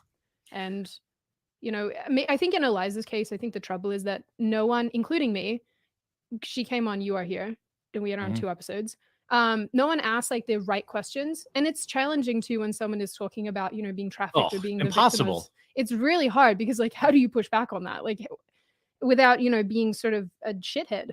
So yeah, I mean, it's a think this built-in armor, right? Yeah. And like and it should be in a world where people aren't taking advantage of that. Yeah. And I which think they obviously do, which is so messed Yeah. up to me. Yeah. I think that it's unreasonable to say gatekeep and say like, All right, so they're basically looking at that Daily Beast article, which we're gonna watch something else on that, and I don't want to hear. I quite frankly don't know what they're gonna say, so I don't care to listen. Oh, hang on, they're doing it again. Oh shit! I just went back to the Chrissie Mayr stream. Hang on, we're tuning back in there because they're talking about that fucking clip again. I'm not like disregarding. They're talking about this clip again. Watch this. Yeah, where it's kind of looked down upon to ask questions. So this is a clip. I'm sure this is not the one you meant, but this is. So this again is the clip that we just watched earlier, which was clearly a libertarian thought experiment. Now, the person who retweeted it, Mike Harlow, who is a walking STD garbage human being who doesn't know how to do anything else but lie. So he's not a credible source. But of course, Chrissie has retweeted him talking about this because he just can't help but get in on this grifting action because that's all he knows how to do. This is literally the clip that we watched earlier, which at this point, so this is live right now, and I've got to pause, but Chrissie Mayr is doing this stream live. We've already watched the stream where Chrissie Mayr had it clearly explained to her what was going on in this clip by the person who conducted the interview. And the person who conducted the interview pushed back very clearly to say, Chrissie, this isn't what you're saying it is. It is a libertarian thought experiment, and he explained it very patiently. So Chrissie, in this clip, in this live stream, has access to all of this information. She's already had it explained to her that it's a libertarian thought experiment. Now let's see how she reacts to this clip, because I'm going to bet Maybe I'm wrong, but I'm going to bet that Chrissie Mayr is about to call Eliza Bleu a groomer. So hilarious the way that Frank edited this. So oh my God. This I think this was part of what I meant, but it was when it was with the panel. That the community and the child, if the child so desires to have intercourse with an adult. Same clip. Same clip. Parents, caregivers, Same and clip. anyone that's, I mean, it's just what I just said. I that would be up to if the child. Even in this, she hates, if she feels like she's already answered a question, she hates to re-answer a question she feels like she's already answered. And it's like, sorry, girl, you're in the wrong line of work. That's your job. You're literally grifting and famous off of this story. She's literally grifting, so, yeah, Chrissie. You should get used to having to explain the story like every day and be okay with it because you've literally chosen to be a public figure on this subject. Has desire, and if the community also decides that the person that they're supposed to have intercourse with is not using force, fraud, coercion, manipulation. Why don't you have a seat there and get comfortable from that?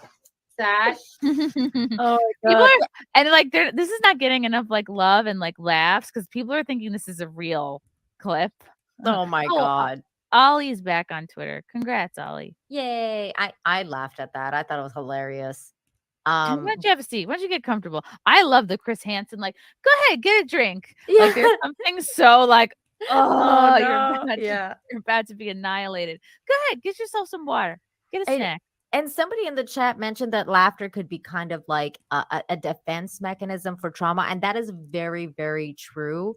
But knowing what we know now with regards to how much she's lied and looking at those clips and interviews now with knowing what we know, that's when it becomes a tell. And you can realize how she's like straight it up. Wouldn't surprise me. Well, lying kind of, and also like her reactions are just not normal reactions. I wonder if they looked at that clip earlier. Hang on, I want to go back and see if they already looked at that clip earlier, or what else they looked at today.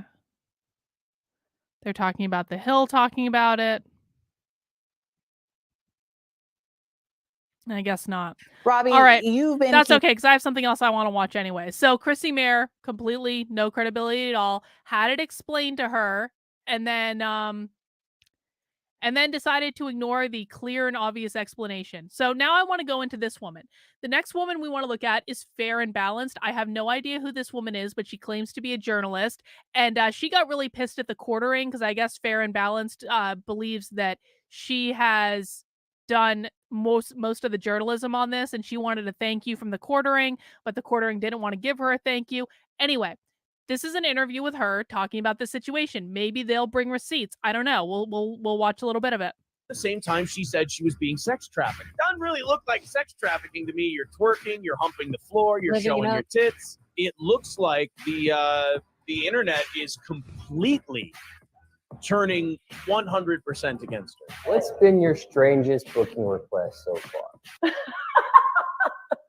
$150,000 to have sex. $150,000, that's a lot of money. She's never mentioned any of this. Therefore, she's either lying about the past or she's lying about now. Wait, either way. So that $150,000 to have sex, that was what Brittany Venti was talking about, right? And didn't Brittany Venti say that Eliza had turned down the $150,000 to have sex? But then Brittany Venti says that Eliza's a prostitute, but she's turning down $150,000 to have sex? All right. That doesn't make sense. One way or another, this is an expose. An individual who has a large social media following, as well as the ear of Elon Musk. Elon Musk. Elon Musk. Elon Musk. It's Brittany, bitch. Hello, everyone. I have been locked out of my account on Twitter. Brittany Venti, who is also a human trafficking advocate. Hey, Eliza Bleu, the sensitive topic. You don't have to go into detail about being trafficked, but I'm hoping you could clarify a thread. This was the reasoning. Privately produced / distributed intimate media. I don't like to go into too much detail. You're seeing somebody supremely comfortable basically wearing a bustier, and then you got somebody that's like, I don't know what the heck she was wearing. And it's like you're dealing with two different people. More sinister details have come out around not only my current Twitter ban, as well as fellow content creator Brittany Venti, and who have posted a publicly available photo. This whole allowing the system to be gained for people close to him, it seems very suspicious. Yeah, I'm really an open book. 50% of all super chats will go to Eliza Bleu tonight to help human trafficking victims and to raise awareness. Trafficking victim, that's going to help is me. And I'm a human trafficking survivor. But let me tell you what it can help by. Number one, I don't have internet. Anybody that feels a need to contact me personally can text message me through a service called ChatStar. Wait, ChatStar is a cam site? Hold up. Wait, what? I won't ask those people to change their opinion for our sake. I would just ask them to consider one thing. What if you're wrong? Is it possible? But what if I'm right, though? When it comes to me, This is when so I'm done, I'm skeezy. done. And when I want to keep going, It's I'll so keep going. gross. Does this feel gross to anyone else? Like it's got like You learn fucking the hard trailer way. park written So, all over it. No offense to anyone who Actually, grew it up got in me trailer like park, 500 but new like followers, so I'm cool. It's debt, that's destruction. It feels Global gross. news impacts us. We have to change. Stop. Yeah, I want to wait until is they in the get live this stream woman on. is actually a war. Where are they doing the interview? There she is. Now, and Here's the woman I was talking about, fair and balanced. colleague, Farron Balance. Farron. Hey. Hi. Welcome to a Harlan's Media late evening live stream. How are you doing, my friend? I am editing. It's been crazy, but I figured I would take a little bit of a break. So this woman, try- this woman has decided to produce an entire documentary about Eliza Bleu because we weren't canceling her enough already. Now we're producing an entire fake fucking documentary using things out of context and twisted to say what we want them to say. Isn't that nice and conservative? To produce a fucking canceled documentary. to maybe throw on some sort of makeup and talk about it. What was I going to say? So this article dropped just today. Wow. And you know what's so funny is the Daily Beast has really been where did she get fired from? what Boom. we've been doing, because Carly is actually a centerpiece in part 2 of the documentary. I've been talking with her for about a week and a half. Oh, so this woman informed the and Daily she was Beast the one that article. alerted me to a lot of this stuff. She was the original one, and she came out on Twitter actually against. She got Eliza fired from Newsmax and reached out to her. What exactly do you have to do to get fired from Newsmax? And you know, we have our interview done and down and all that I'm other opening stuff. my So, beer. well, a lot of people actually because a lot of people have been messaging me today being like, oh, are you mad that the Daily Beast like put out their article and stuff like that? And I actually was like, no, if anything, I'm actually kind of glad, because I'm glad that it came out before Tim Pool. And then B, hang on, let me fix my camera here for a second, because all good. You know, but I was like, I'm glad that it came out, at least if anything, before Tim Pool. And then B, it gets if you know what I'm beginning to learn? Never ever trust people who have this fancy fucking purple lighting in the background. Maybe it's just me, but like every single streamer that has this lighting set up with like the purple or pink lights in the background, they always turn out to be lying fucking grifters. Everyone.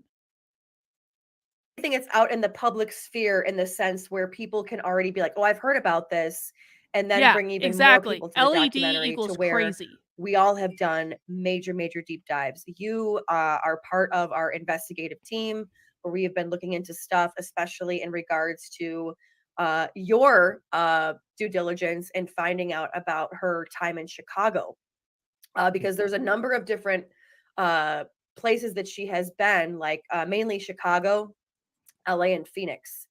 And you have been kind of the Chicago portion of all of this, which was another place that she says she was trafficked. And we were able to somewhat debunk a lot of that stuff. Cool. I'll expect some receipts then, Farron. And we will be talking about that. Now, again, in 2021, I want receipts. I want to just continue on with this article, and I want you to elaborate a little bit more on this. Mhm. Bleu appeared to deny on Twitter that she was Eliza Morslund. But Facebook photos show her standing with other members When of the did she Morslin deny it? family. Gee, where'd you come When from? did she How'd deny they get it? there, Eliza? In a 2010 newspaper article about Richard Morslin shows a woman who looks like Eliza Bleu standing next to the politician identified as his daughter, Eliza Morslin. Richard Morslin also gave a comment for a 2009 article about a band Bleu worked for under her married name, Eliza Stape. And Eliza Bleu's cosmetology license lists Richard Morslin's farm as her address. Look, not saying much, but if I When was did her she family deny? right now, I would be thoroughly embarrassed for the way she Has anyone ever seen Eliza deny her family? Because I have never seen that. has presented herself, what she has done, and how she has presented her family, because let's be very clear here.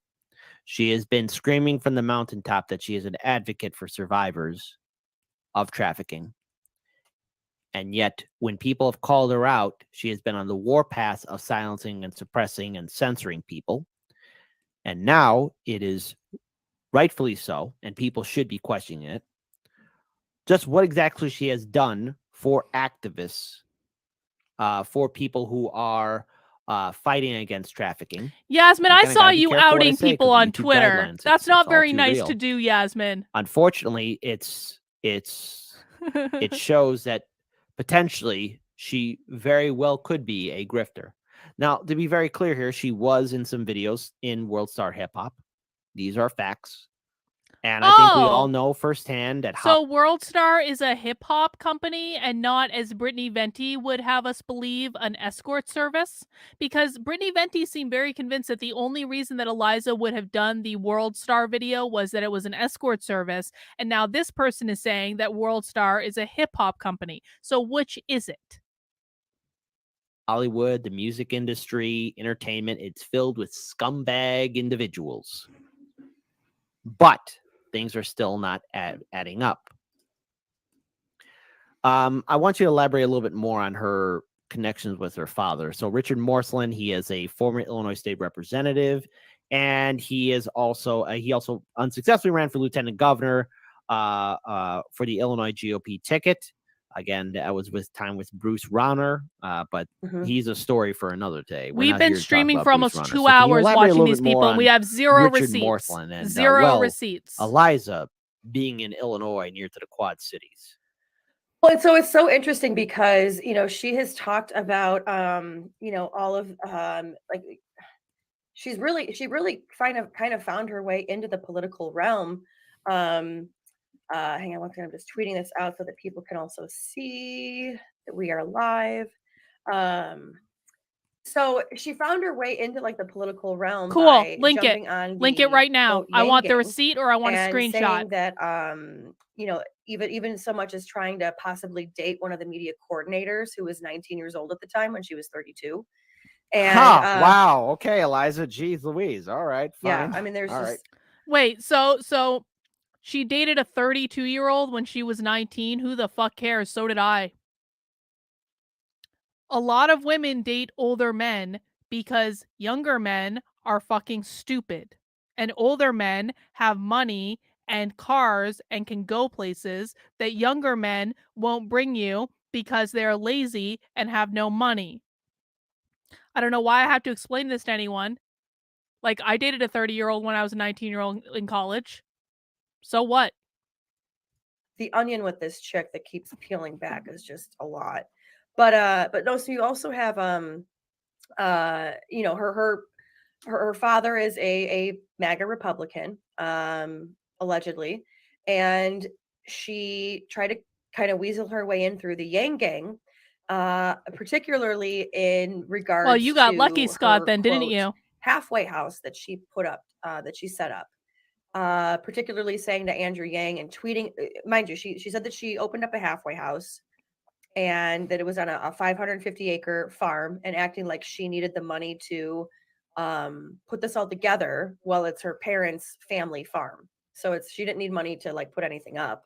Brucey is also lucky. And then was tweeting at Andrew.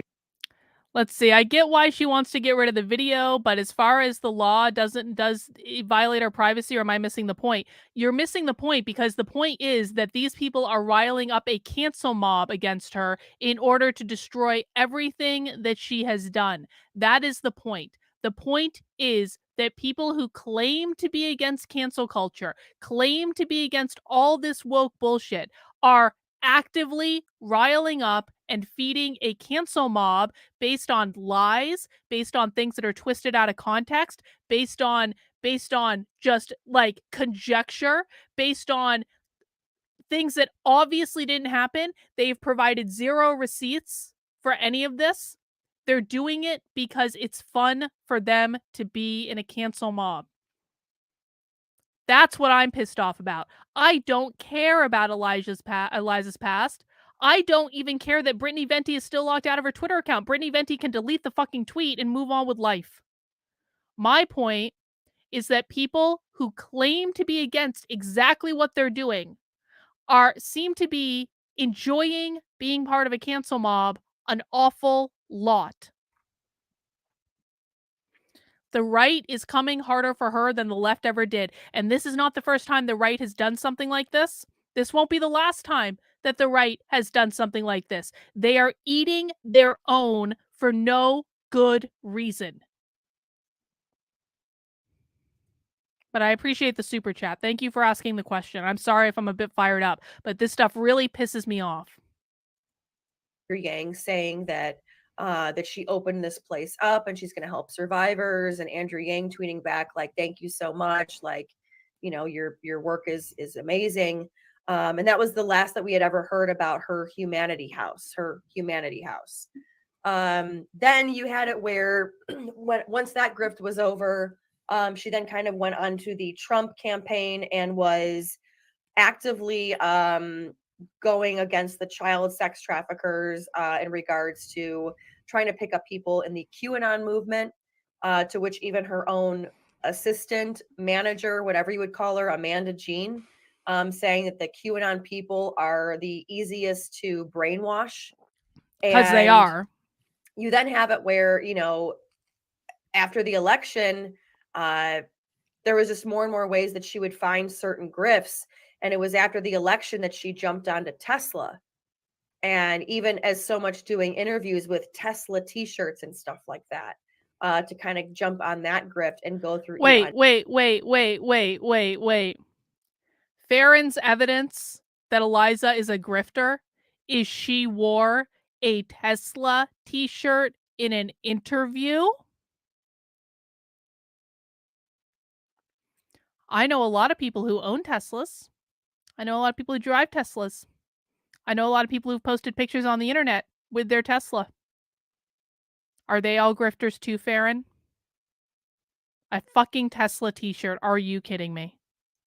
And Musk. And what she would do is she would try to tweet out at different people, try to get on their podcast, talk about her story. And then, like, as she started making the rounds on podcasts, because a lot of the times, you know, in a lot of these podcast realms, folks, as you go on one and then other people take notice and then they want you and then the other people want you, because I mean a lot of these folks are friends in these circles.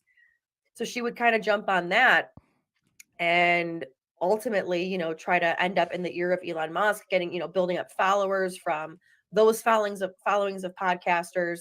And then the pandemic hits and she is all in on all of this. So she wore a Tesla t-shirt literally years before Elon Musk bought Twitter. And that's proof that she's grifting on Tesla. That's proof that she's grifting on Musk. She wore a Tesla t-shirt in an interview 3 fucking years before Elon Musk bought Twitter. Okay, sure. And that's where you see the major grift happening and going as much to retweeting, you know, Lex Friedman, saying, you know, she retweeted people. Oh my god! Yeah, I mean, like incredibly really, desperate. Oh my Desperate. And that's what word. it comes off to be, or desperate enough to make herself relevant. Because again, she was with World Star Hip Hop, and it's nothing against her doing these videos. No. I get it. But it's when you make up a lie and you say you're an advocate and you do nothing and the work doesn't show. So many people have been hurt. I remember that video that you shared with me, the young man who was telling his story about being friends with Eliza. I mean, you could see the hurt in his eyes. And plus, there are so many others who are rightfully angry due to the fact that she lied about being an advocate, and again, even lying about her own past. I didn't mean to cut you off here, but Again, Eliza came and spoke to my community privately for 2 hours talking about her advocacy work. This was not recorded. It was not public. There are people in the chat who were in that Zoom call. You're telling me she's lying about being an advocate? Then why is she doing private talks talking about her advocacy work? It should be enraging, and it should be frightening for a lot of you watching that she has with just a simple call on her cell phone or an email, or maybe she doesn't have that power anymore, but reach out to the heads of Twitter, Google, and YouTube. The way Eliza is trying to rewrite her history and trying to scrub away her internet history, it is on par with someone who has realized that their grift is up and that their lie is falling apart. What have I said on this show? You could tell a really well-constructed lie, and it could look like it's built perfectly. Reagan was there But for that all call. lies do fall apart. That's what happens.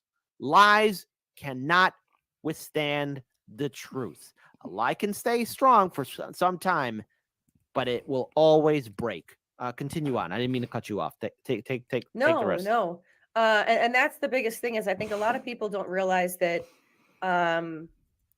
nobody started digging into her past until she started censoring people on YouTube. And that's where that's why I kind of thought, how does, here's a question that I would like answered. Elon Musk has no power over YouTube. So how exactly is Eliza getting people censored on YouTube? Does she have a direct line to Susan that we just haven't heard about? How is she making that happen? There's a lot of people to thank. There is a number of investigative journalists on our team that we have set up where we're digging into the truth on this. There's also your citizen journalists like, Grifty, Evie Warner, a number of people on Twitter who have been doing their due diligence, working in cohesion with the team as far as calling numbers, calling people, trying to figure out, what's going on. I mean, it really is amazing to see the amount of people that not only care about this issue, not in the sense of, they want to destroy Eliza Bleu, but they care about the survivors and they care about the entire, I guess, human sex trafficking movement in researching to be like, is this person legit? Is this person helping or hurting the cause? And the more and more things that are uncovered, the more and more you realize this person most likely exactly, could literally what eventually they're be doing. hurting the cause. I mean, this Well person is done. going around, Eliza Bleu, accepting awards for being a survivor, survivor leadership award, or survivor advocate leader, going as so much as being partnered with the NCOSC, which is the let me get the exact terms here because it is the National Center on Sexual Exploitation, going around and being their spokesperson, especially in regards to the Andrew Tate lawsuits that have just come forward. Saying that she's a speaker for those victims of Andrew Tate. And that's the other criticism too that's coming forward that we really had to fight back against, is many people were saying, oh, these people are Andrew Tate stans, and that's why they're coming after her in her timeline of events in her history. Has nothing to do with that. If anything, I didn't even realize that she was the spokesperson for these Andrew Tate victims until I saw her interview on Timcast. Well, and speaking of which, I would like to bring up this thing. Was this article here with what's talked about in regards to Tim Pool? So, when interviewed on Tim Pool's podcast, Bleu said she could not offer details about her alleged abusers because of an unspecific legal issues. Then asked why it would be a problem if she was making up her story. She said this, and again, when you say something like this, and even reading out loud, if I was Tim Pool, I'd be like, wait a minute, cut the interview, delete this, because something is not adding up. Seriously, that's what Tim Pool should have done. But the ink's already dry. Let's say hypothetically, again, I'm going to say that for the people in the back. Let's say hypothetically it is made up. What's my biggest win so far in public? Getting Twitter to address child abuse material and make it a top priority. I'm not asking an abuser for money. I'm not asking people for money, she added. The Daily Beast pieced together a rough outline of Blue's account of her trafficking experiences based on interviews she given to specific media outlets. Bleu has said that her trafficking spanned 2 different periods separated by roughly a decade. In her telling, Bleu was first groomed by a prominent photographer she met at a Warped Tour concert in Chicago when she was 16. Interesting. A few years later, when she was still a teenager in the late 1990s, the 90s, you're still close to my heart, Blue's father drove her to Los Angeles because Bleu was convinced that an unnamed high-profile musician she met through that photographer would make her a star. If I was Eliza Blue's father, and I'm a prominent Illinois state representative, I would lift up every single mountain, dry out every single river, and burn every bastard that would prevent me from helping my daughter to get out of this nightmare situation. So you're telling me, Eliza, your father was all his Exactly. This is the witch trials in real time by conservatives. Well, not even that. She even said that her family, that if these people came after her, that her, she lives on this farm and that her family is armed and they're not afraid to, take out anybody that's going after them. I mean, again, like just the facts just don't add up. And that was the biggest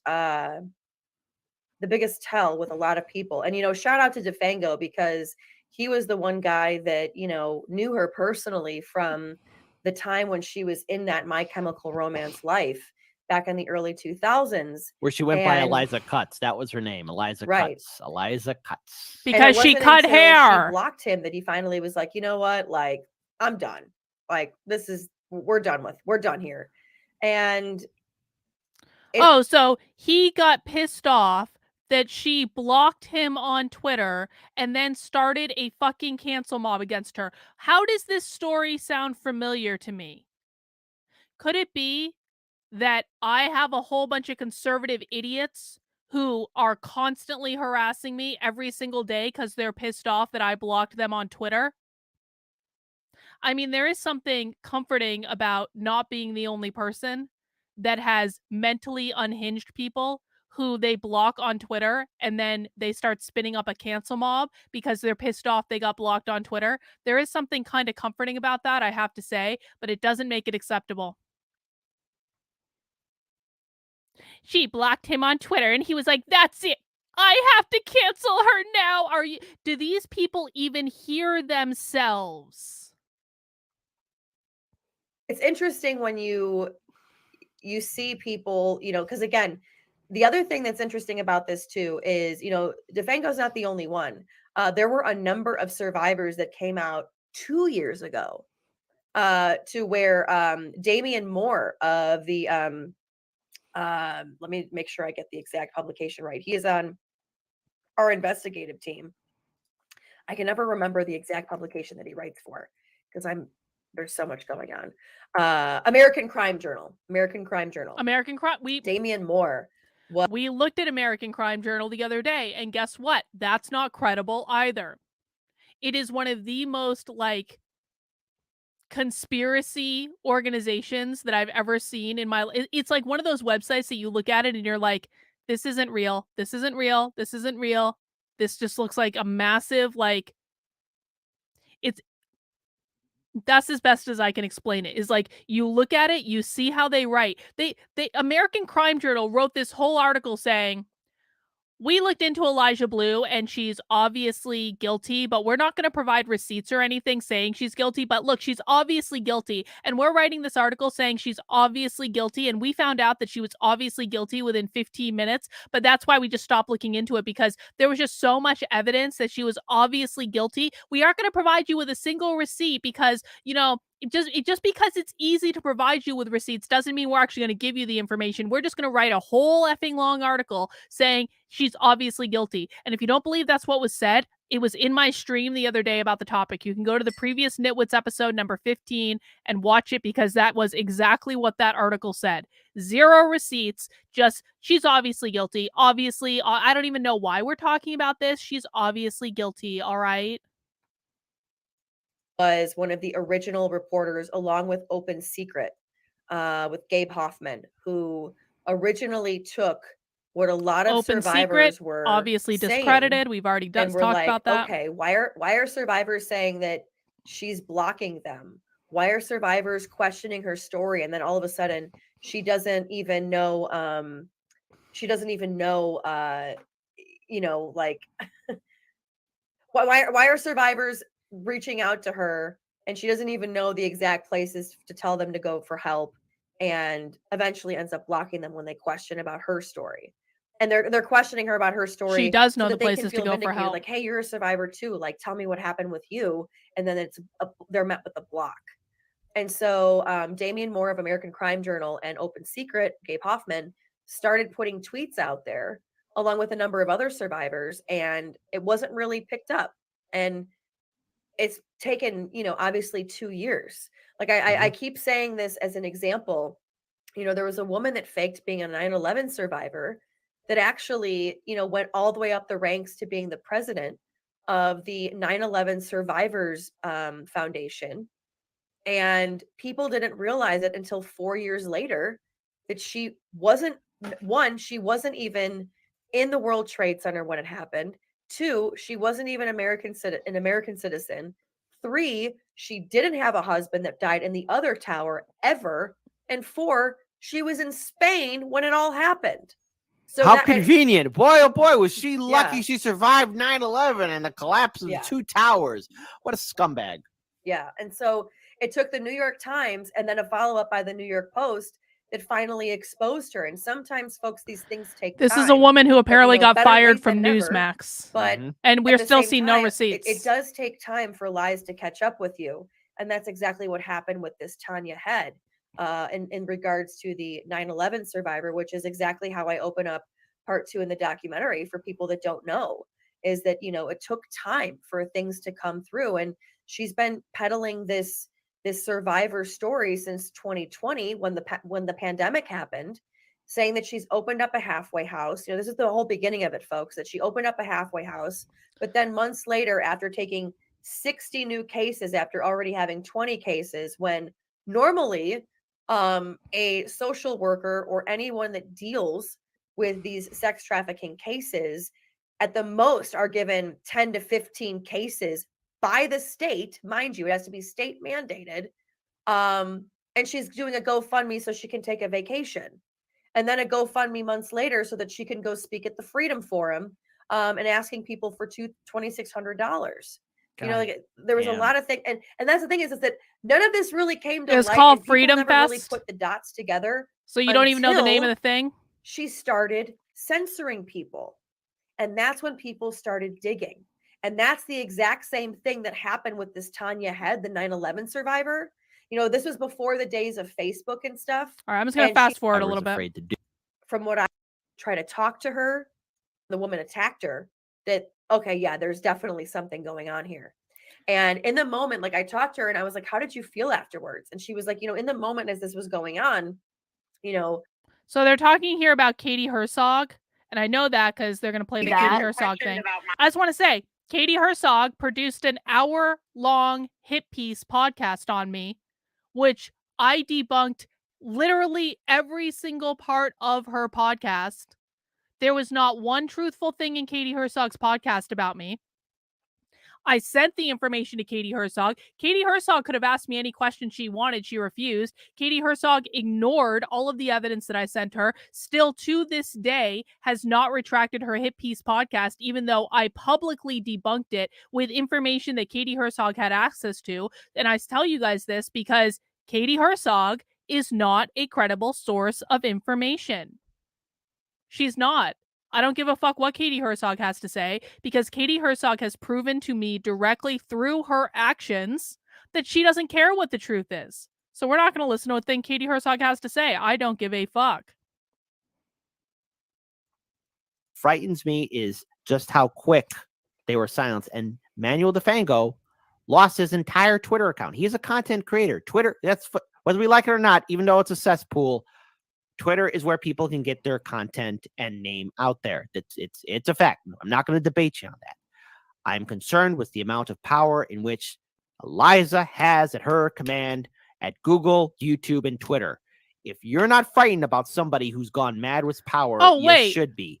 I keep saying this. So now Eliza not only has YouTube at her fingertips, but she also has Google at her fingertips, which I mean, you could say Google owns YouTube, fine. But like, are you kidding me? Show me the fucking receipts. Who does she have on her fingertips at Google and YouTube? Show that the censorship is very real. Elon Musk, I think you gave power to somebody who's not all there. Fair, and the floor is yours. You know, and that's the one thing that I will say about this is that there is no political line with this. Human trafficking. There's a does very not clear have political line. lines. It's not Farron, that you're a Democrats are doing conservative it or Republicans are doing it. Both are doing it. In fact, you know, there's a human trafficking survivor that I talked to that has been with politicians on both sides in the state and in DC. And it has no, there is no who halt name names when it comes to their political lines, their job, their age, whether they're married or not. It has nothing, whether they're a pastor or they're a whatever. No one in her family did run for governor. Lieutenant governor is not the same thing as governor. They are two distinct positions. So she is telling the truth in that tweet that no one in her family ran for governor because her father did not run for governor. He ran for lieutenant governor. Those are two different things. You want to try again with those receipts? She also, that's not actually proof that she denied her family. So no, you don't have the receipts you claim to have. Congratulations. I mean, you're talking from doctors to lawyers to teachers to politicians to diplomats. I mean, a number of people all across the board, they're guilty. And we've all kind of known this, but it's one of these things to finally kind of hear it from traffickers themselves. But one of the things that's very interesting though is that you want to know why I'm aggressive? I don't like fucking liars. I don't like people who claim things are true, and then when they're asked for receipts, they don't give any proof of what they said. In fact, they give proof that what they're saying was a lie. You are a liar. You are no different than the left. You are a liar. I will absolutely be as aggressive as I want to be on my channel with people who are coming in here and lying.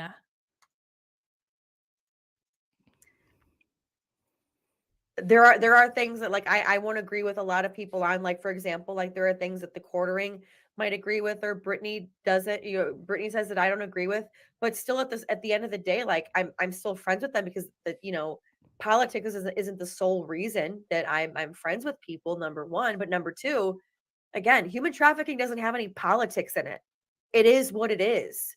There's no Republican or Democrat in human trafficking because it happens all across the board. It's an issue of right or wrong.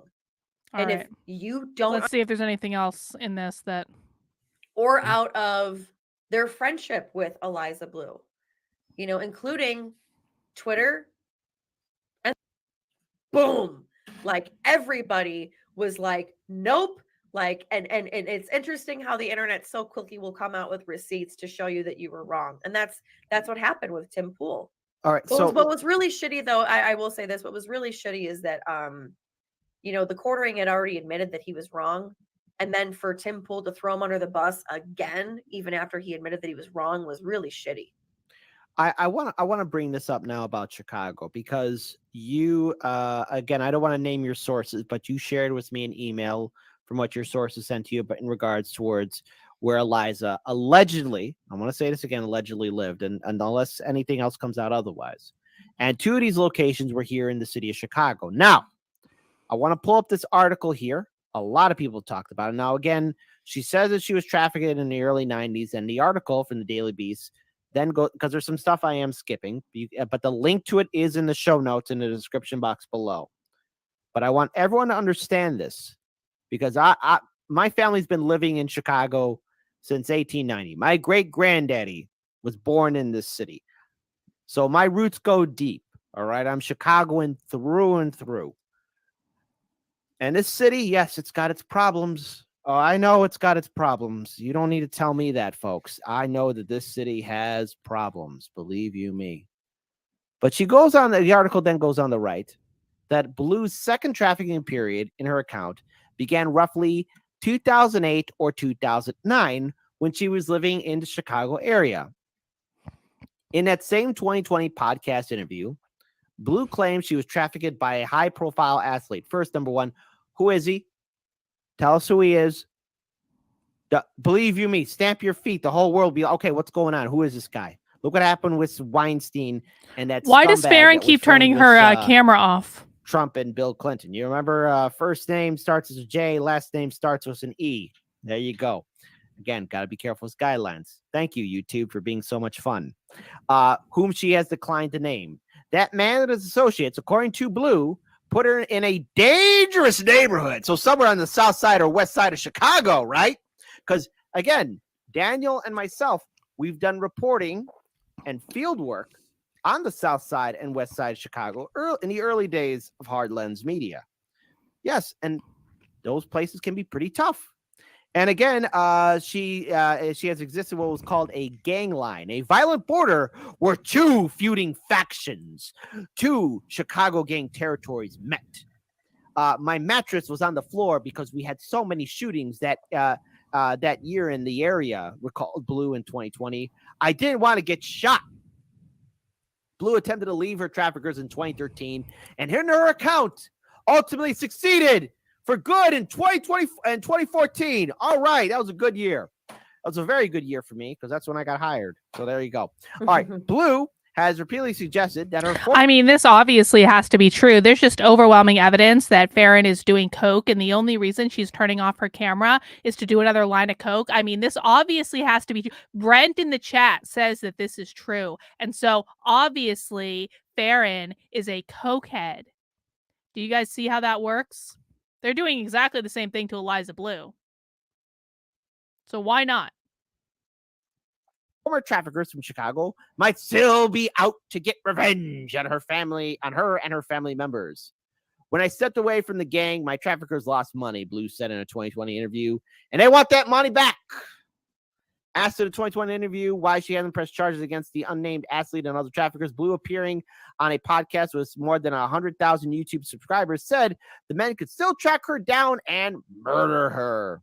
I'm terrified that they would kill myself or my family or people that I care about, Bleu said. That's how organized they are. Oh my God. Last month, Bleu tweeted that her family knows every detail of her story and stands behind her.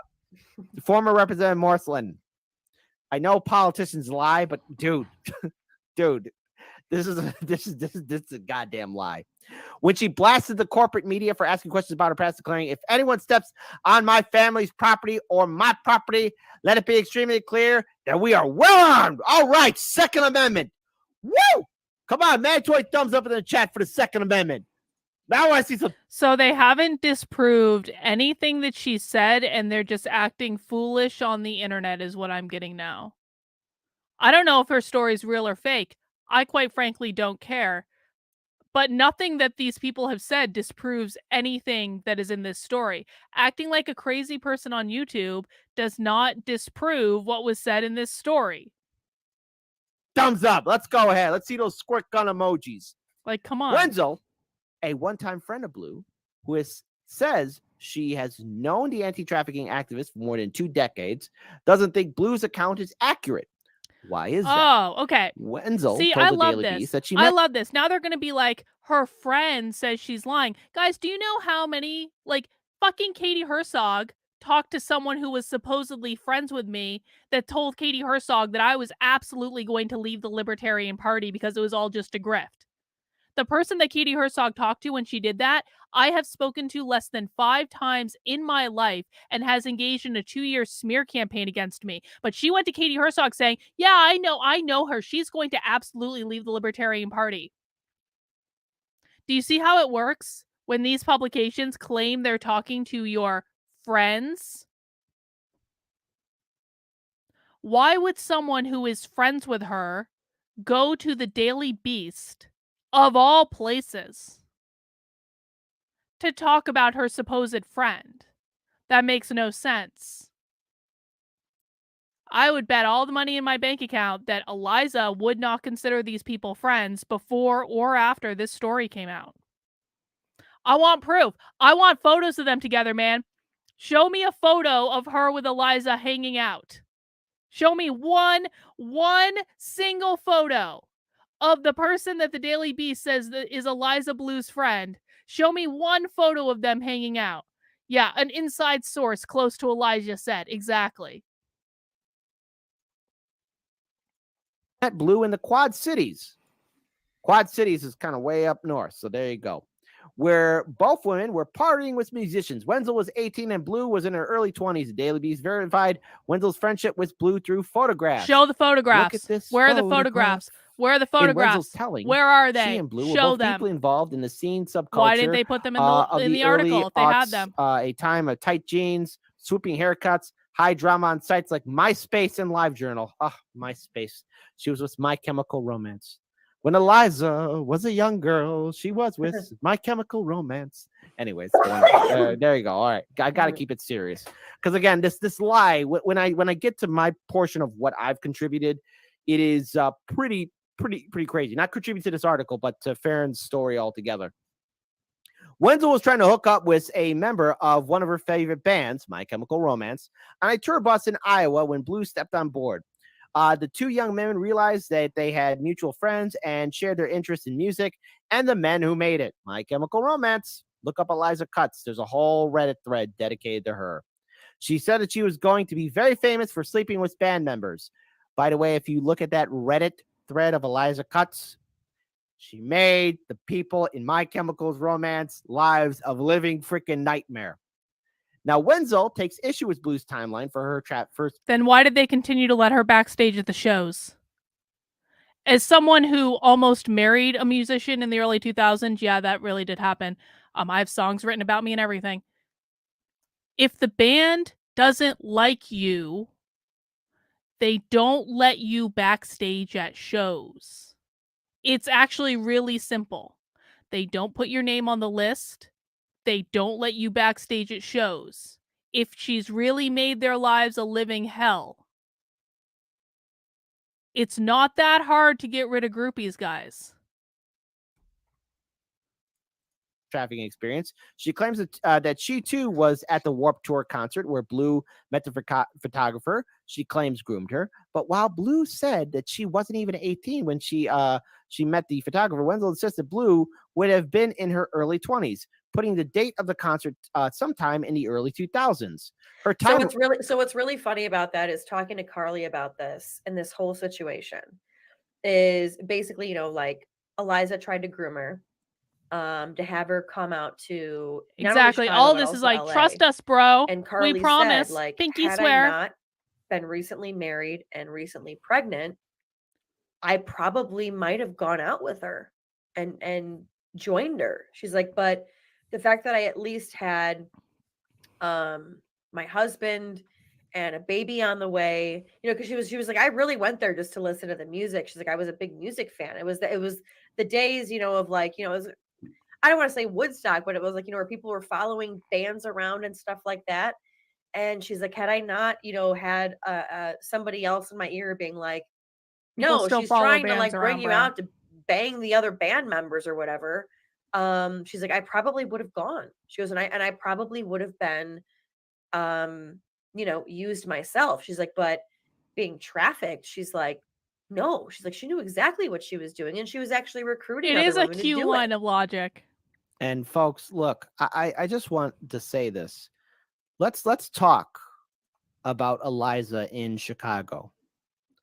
So what I find shocking is in the email that you sent me, there are two addresses where she was supposedly at. These two addresses are nowhere located, and I'm going to keep them anonymous until they do get released or whatever, are nowhere near the south side or west side areas of Chicago. Point of location, they're next to the John Hancock building and in the Gold Coast area of Chicago. Now, what is the Gold Coast area of Chicago, Kit? What are you talking about, Gold Coast? I've never heard of that, especially to a lot of you who are not from the city of Chicago.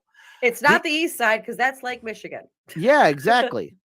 So the Gold Coast is a very rich and affluent area of the city.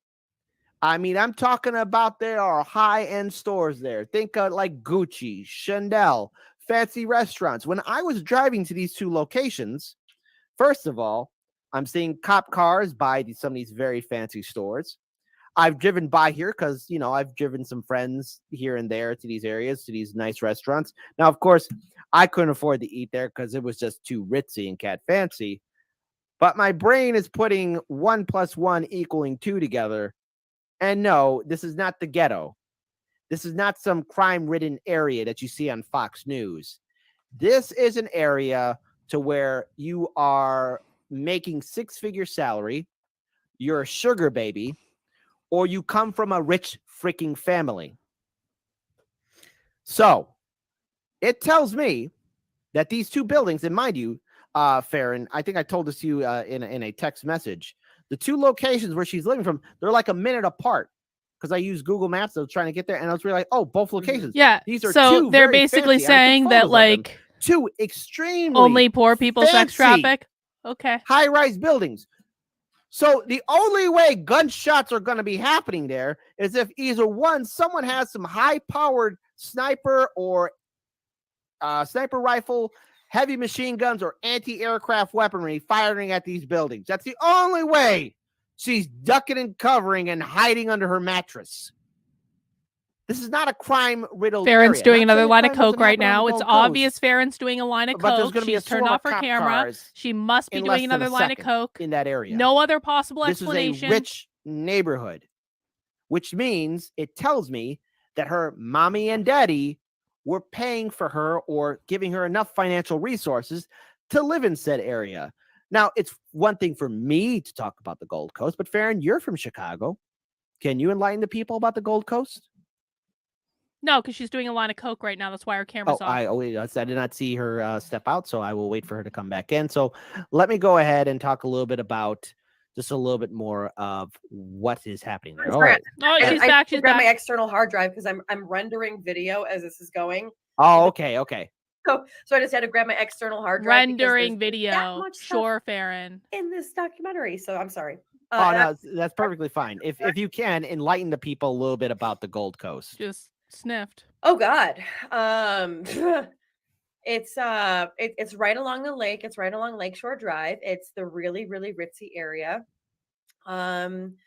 You have a number of famous Chicago politicians that live there and high rises. Celebrities too.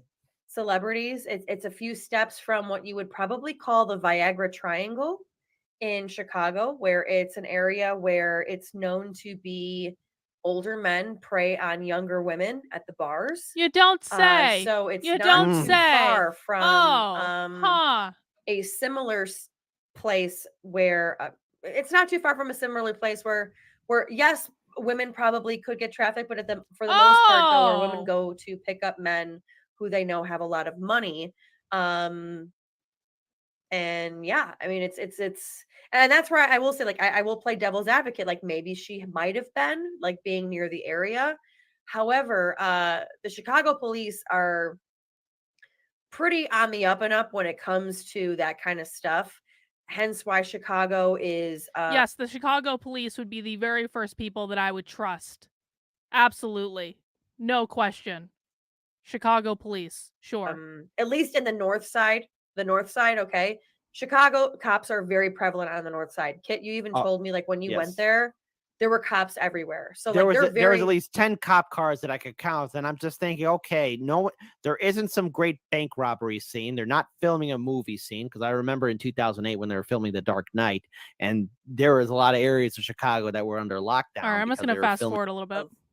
again. These bands around. And I asked, I was like, how did she have money? And people said, like, oh, she was the one that, like, always had money. And I was like, how? Like, did she deal drugs? Like, did she sell herself? And they're like, no, we all knew that her parents were rich. And that was one of the things where I was like, so wait a what? minute. Like, here we're led to believe that she was getting all this money because she was being sex trafficked, when in reality, like, her parents had money. And not to mention too, that her parents not only have a farm, they have 550 acres. Oh, that's a lot of farmland. On the west side, on the western part of Illinois, which is well worth over $1.5 million. That doesn't mean she wasn't trafficked. That's one of the things where, again, that is not proof that she even in wasn't LA, trafficked, people Farron. knew that her parents were financing her.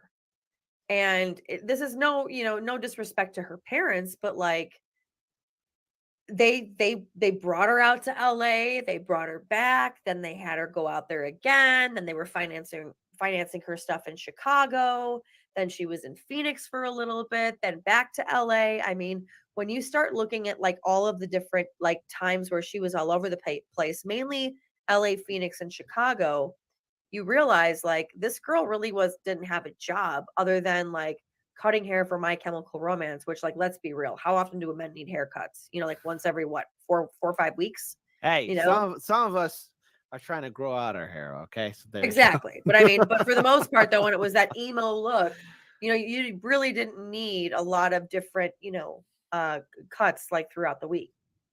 Yeah, and not to mention, I do want to Looks bring to be this rubbing up to her where, nose, doesn't she? obviously during cokehead. this time where Eliza Obviously. was supposedly being trafficked, There's just no or other is it at explanation. being hurt by World Star Hip Hop. I mean, she got that YouTube video deleted, but according to World Star Hip Hop, they paid her money. They didn't traffic her. They didn't hurt her. No one held a gun to her head. She signed a contract. You don't know from what everything that's in this happened. article, from all the videos that we've seen, she has been the one who has been, dare I say it, controversial statement in 3. So no evidence. No evidence. Eliza bipolar. Yes or no? What do you think, Farron? Okay. Is she bipolar? Hang on. Yeah, Ghislaine Maxwell was an fighting no matter heiress. what, She was a fucking publishing Now heiress. I know that you're working on this project, so we still have just a few more minutes of this video. I do want to play something, and I think it's important that we hear from somebody, Daniel in particular, of his story. Now I'm going to play just a few minutes of it.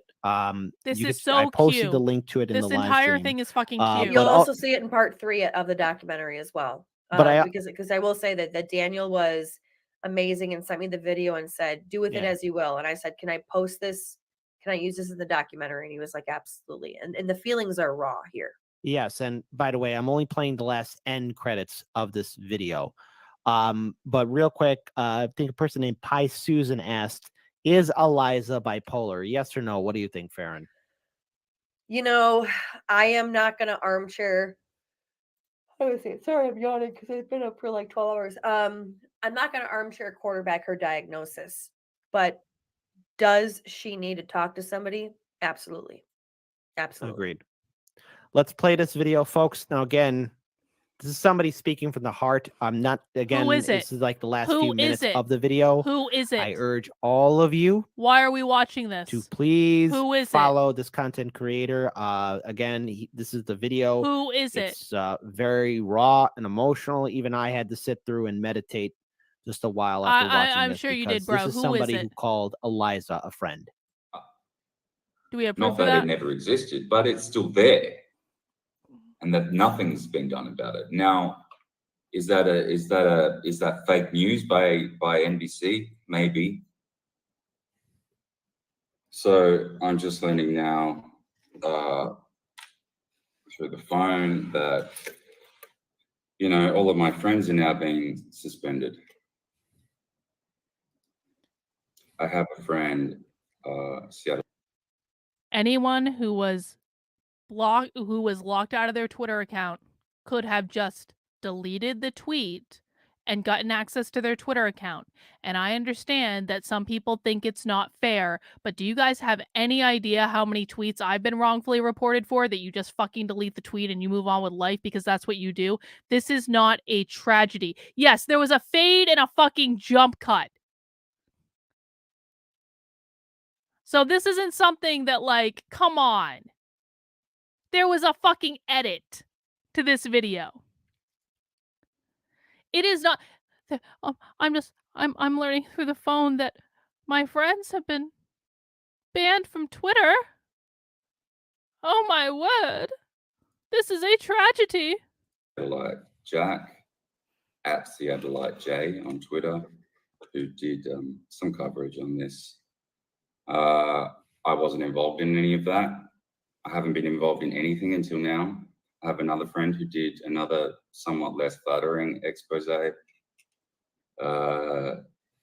But you know, he did nothing that was illegal. He was just saying what was out there. Jerry at Free Jerry 88, I believe he's also been suspended in some way. These are guys that have like 1,000 and less following. You know, they've got tiny little followings. You know, and now this is getting out of control. You're coming after tiny nobody people. You can't expect us to cover for your lies anymore. This is getting really personal. It was already personal. You pissed me off by breaking my trust, and now you're pissing me off by banning all of my friends. It is a And yes, tragedy. they're my friends. Oh my I watched them. word. I haven't met them in person. I consider them a friend like I considered you a friend.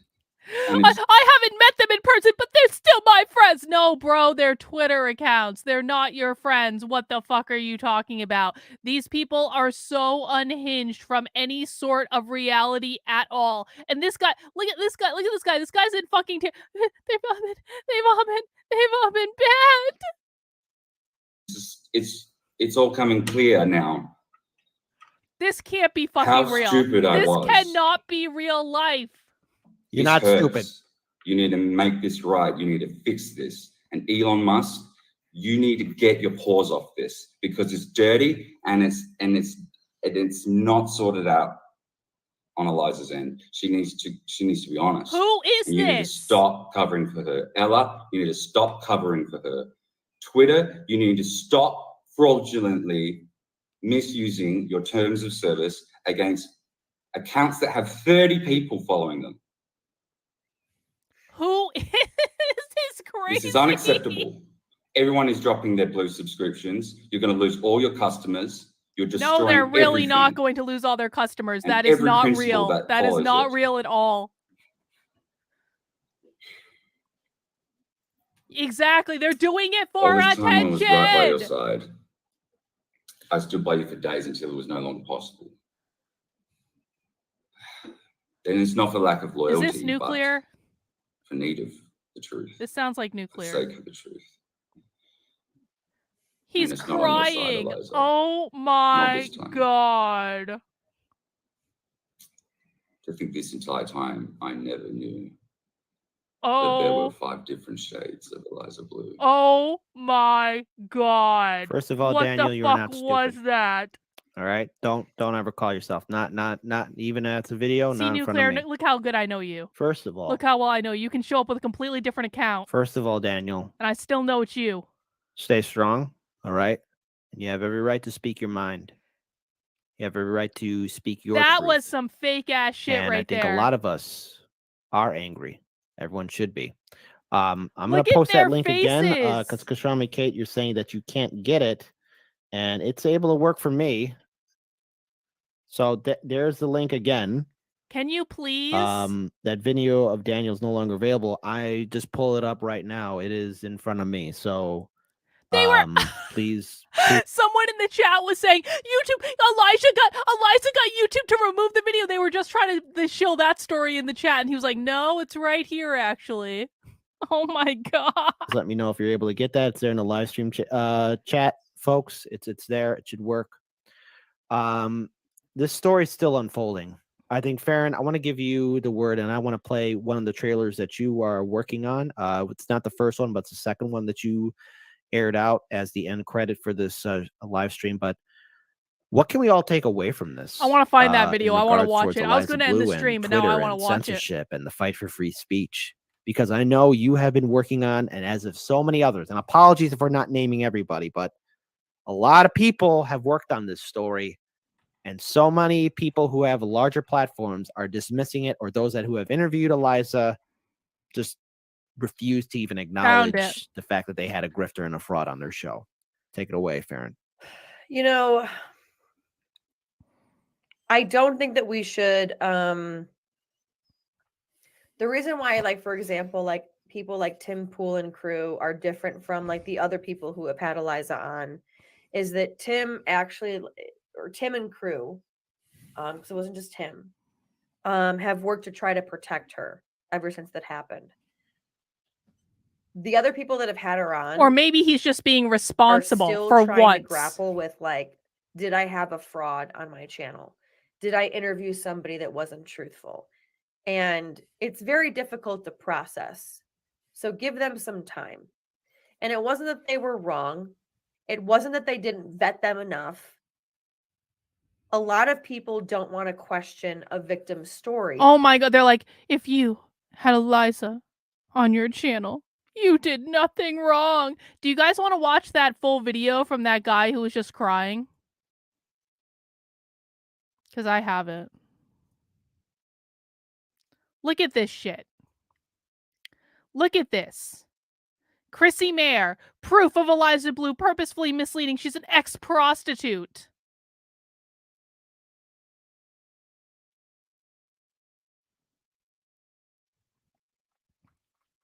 Okay. So here is the video that we just that he just played.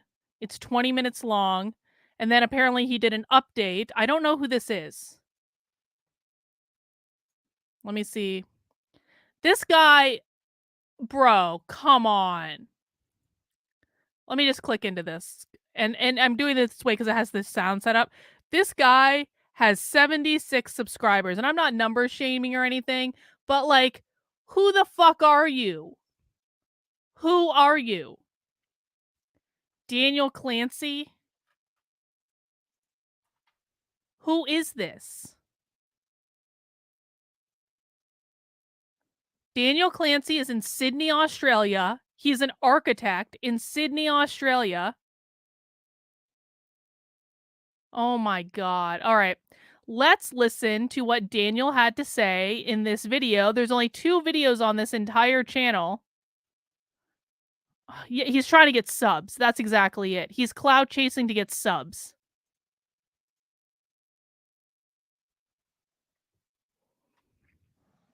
So I've tried recording this a number of times, and it's not working out for me very well. So I'm trying to get to the point here. Hi, my name's Daniel. Does it look like him? I'm a supporter of Eliza, and I'm a supporter. Feeling the need to speak out right now because he's a supporter of. Is that what he said? He's a supporter of Eliza. Hi, my name's Daniel, and I'm a supporter of Eliza. He's a supporter. Feeling the need. So has he ever even met Eliza? Has he ever spoken to Eliza? He's a supporter? What does that mean? No, so the famous Daniel Clancy is an old guy. Okay. This guy is not famous. He's in Sydney and he's an architect. And he is a supporter. Do you know how many people I've had? My regular channel viewers would know this. Do you guys know how many people I've had come into my chat randomly that I've never heard from before? And it's like, I've supported everything you've done from day one, but now you're really letting me down. And I've never heard of these people. I've never spoken to these people. Like, my community will tell you, people who are my actual supporters, I spend hours a week in private talking to my actual supporters. I know my actual supporters. But all the time, these people swoop in, they're like, I have supported you for years. And I'm like, bro, then why haven't I ever heard from you or spoken to you? I need to speak out right now because things are out of control. And my DMs and my Twitter has never been so off the charts. It's been melting for 5 days now. He has 600 followers on Twitter. There is no way in this universe his Twitter has been melting for 5 days. And I see the tweet that he has with this video in it, and it has 36 comments and 125 retweets. And I'm not going to lie, like 125 retweets is nothing to sneeze about. But when I broke the Coke for perspective, the autistic sex ed tweet, like that chain, has over 500,000 views on it. This guy, the tweet that I'm just going to show it to you guys. Hang on. This guy's Twitter has been blowing up and melting down over a Twitter thread that has 20,000 views. It's just melting down.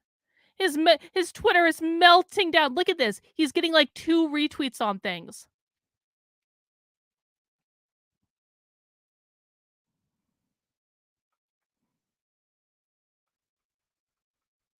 He has 600 followers. His Twitter is not melting down. This is the stupidest thing I've ever heard in my life. And this is presented as evidence. It's something that I can't escape. And it's all over YouTube. It's all through LawTube. It's all through all of the podcasts. Everyone's doing deep dives into it. It's something akin to a train that's crashed or mid-crashing, and we can't look away. And, you know, this hurt me a lot because I've been very vocal about Eliza over the last few years. I consider her to be a friend. We struck up somewhat of a friendship. I know it doesn't seem like probably anything to her, but at least to me it was something, because we would share personal conversations, not many, but a few, and some of those were very private in nature. I'd shared with her some kind of dark, intimate stuff about my past, and so this whole thing has been pretty upsetting. I really want to address Eliza directly with this, and this is not an expose. I'm not here to release any links or footage, but I do need to bring this to attention because I am someone here that's been by your side. I went into the trenches for you, Eliza. I loved you. I care for you, and it was brutal to be watching this for 5 days, non-stop. There is no evidence of this guy's Twitter melting down. I just looked at it. I'm going to be real with you. At first, I was really hurting for you, and now I'm really starting to feel hurt by you. You know, your responses here have not been in any way appropriate. You haven't addressed a number of glaring He does sound like a stalker now, and I understand you think that, and even Amanda said, look, we've explained it in spaces and blah blah blah, and it's never enough. Look, that's just not true, Eliza. Apparently, an obsessed stalker is a reliable source now in the land of fucking conservatives. Everything. Remember, we were chatting that day, just you, me, and Amanda, that day before you were going, or that evening, before you were going on Chrissie Mayr's show for the 3rd or 2nd time. And you were getting ready. It was cool. We were talking about Tim Dillon and stuff like that. I was going to see him that night. He came to Australia. I got to meet him. You were so sweet to me. You know, we were. You went to a show. You were so excited to see the photo that I got. You went to a show and got a picture with someone. Congratulations. You know, you really caught my interest. I loved your vibe. You were so. He thought she was hot. Vibrant. She has big boobs. In Okay. your way, and you had this fanboy who has never met her. Exactly. Message that anyone can get behind. This advocacy mission. Of course, no one wants human trafficking anywhere. And this is kind of bringing me to my next point here. Your response to this has been so poor, so litigious and vicious, and so inordinate and uncalled for, that it has now hurt your movement.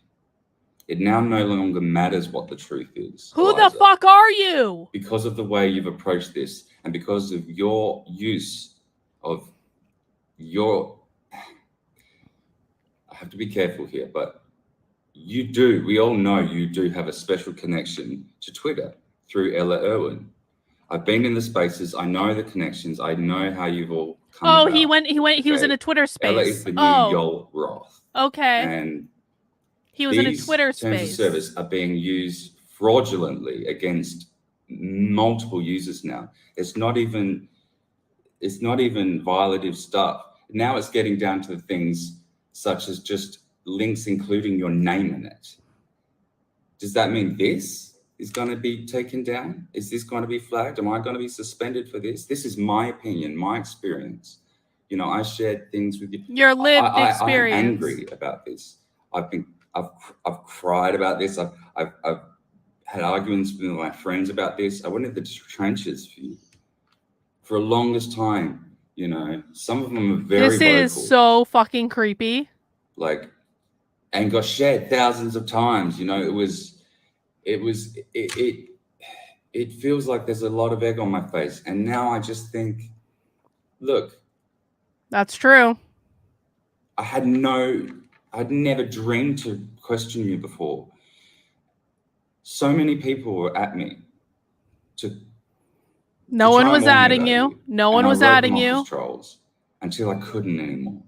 I'm gonna look up if this guy was ever added in his life. It's still going off now. And my messages are just constantly overchurning every day, and bro. My mentions are on 20 plus all the time. No, they're not. That's not true, Daniel.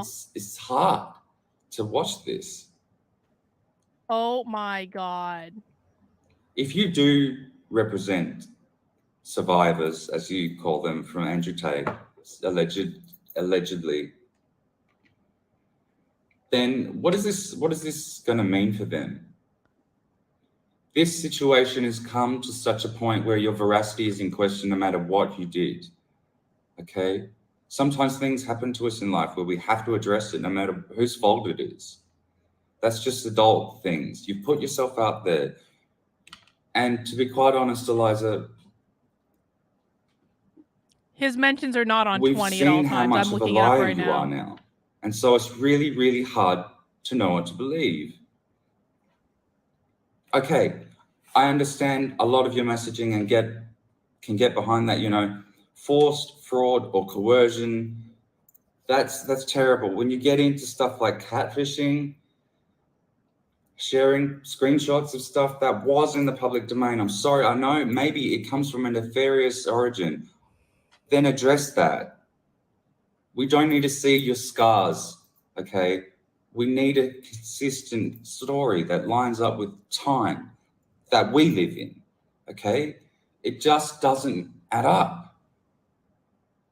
And we're upset because we can't allow this kind of fraudulent stuff, especially in this space. It's a disgusting thing to make up. It's a disgusting thing to pretend to advocate for.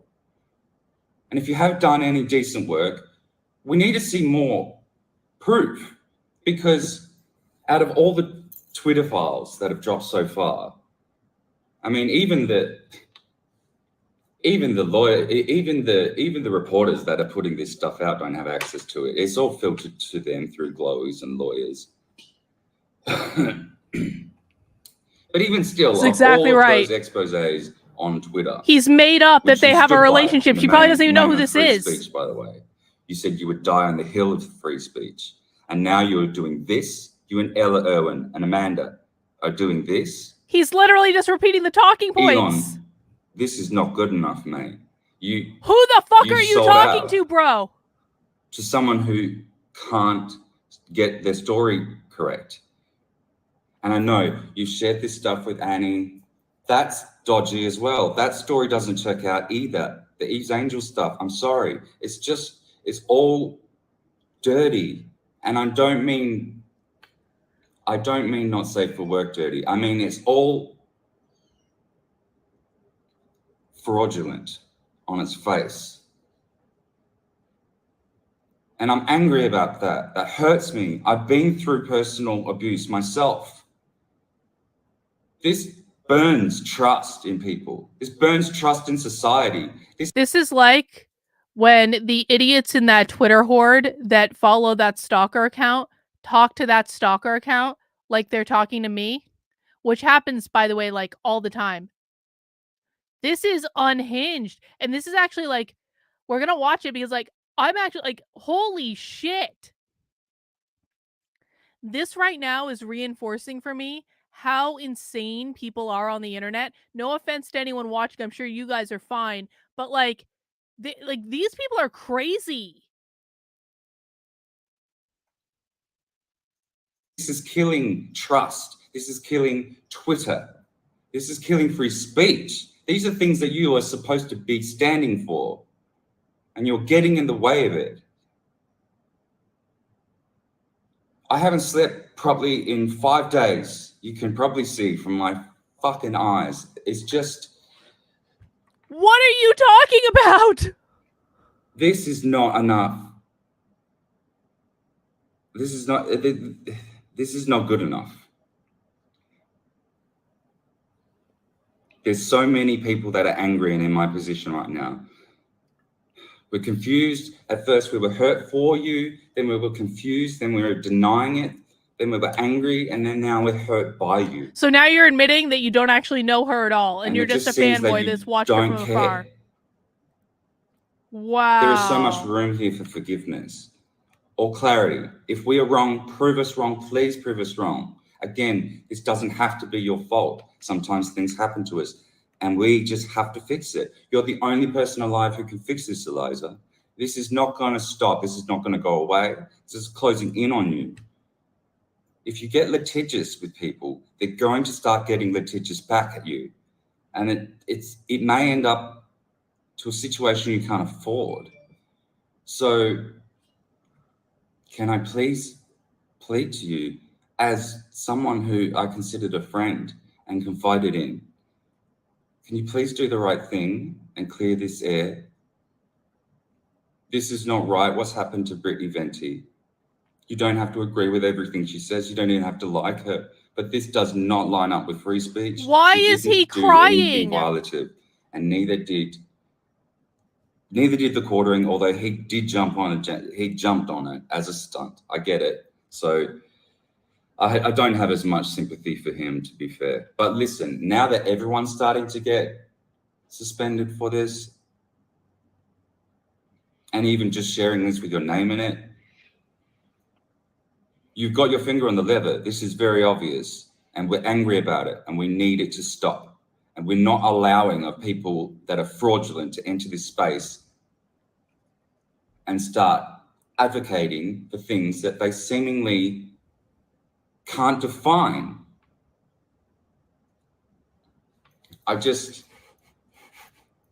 We know who your father is. We know who your family is. I've seen you lying to people on Twitter about this. The whole thing is just... No, you haven't, bro. You imagined it. I don't know what to say other than, there's still time to turn this around. You can continue to advocate. You can still do good things. As long as you clear up this mess, you know, you're the only person alive who can. And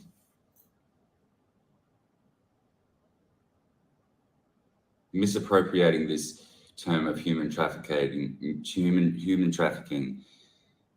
it's going to have profoundly adverse consequences on society that you may never learn of. It might even cost a life. People are not going to be believed. Trust is burned.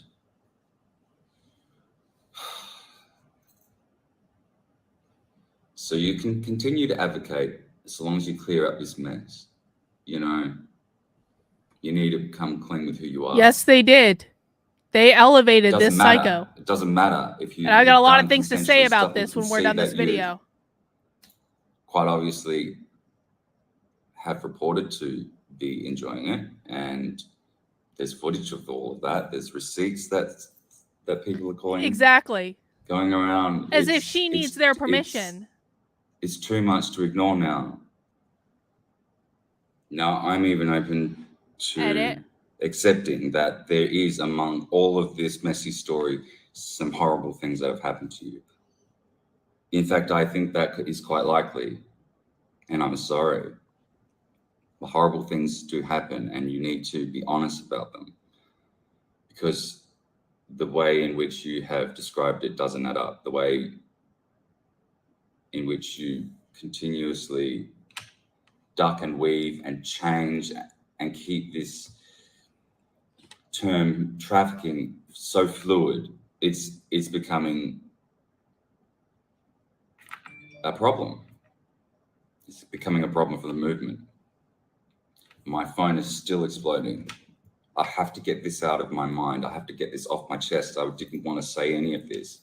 At first, I wanted to speak up for you, but now I just have to speak up for me.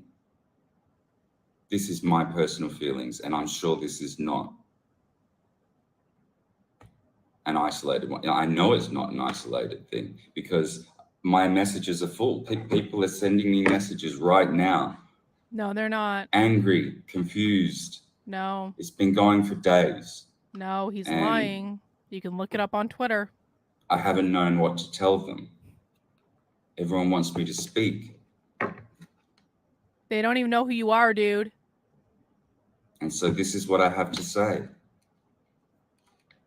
You broke my heart. You broke my heart. You broke my trust.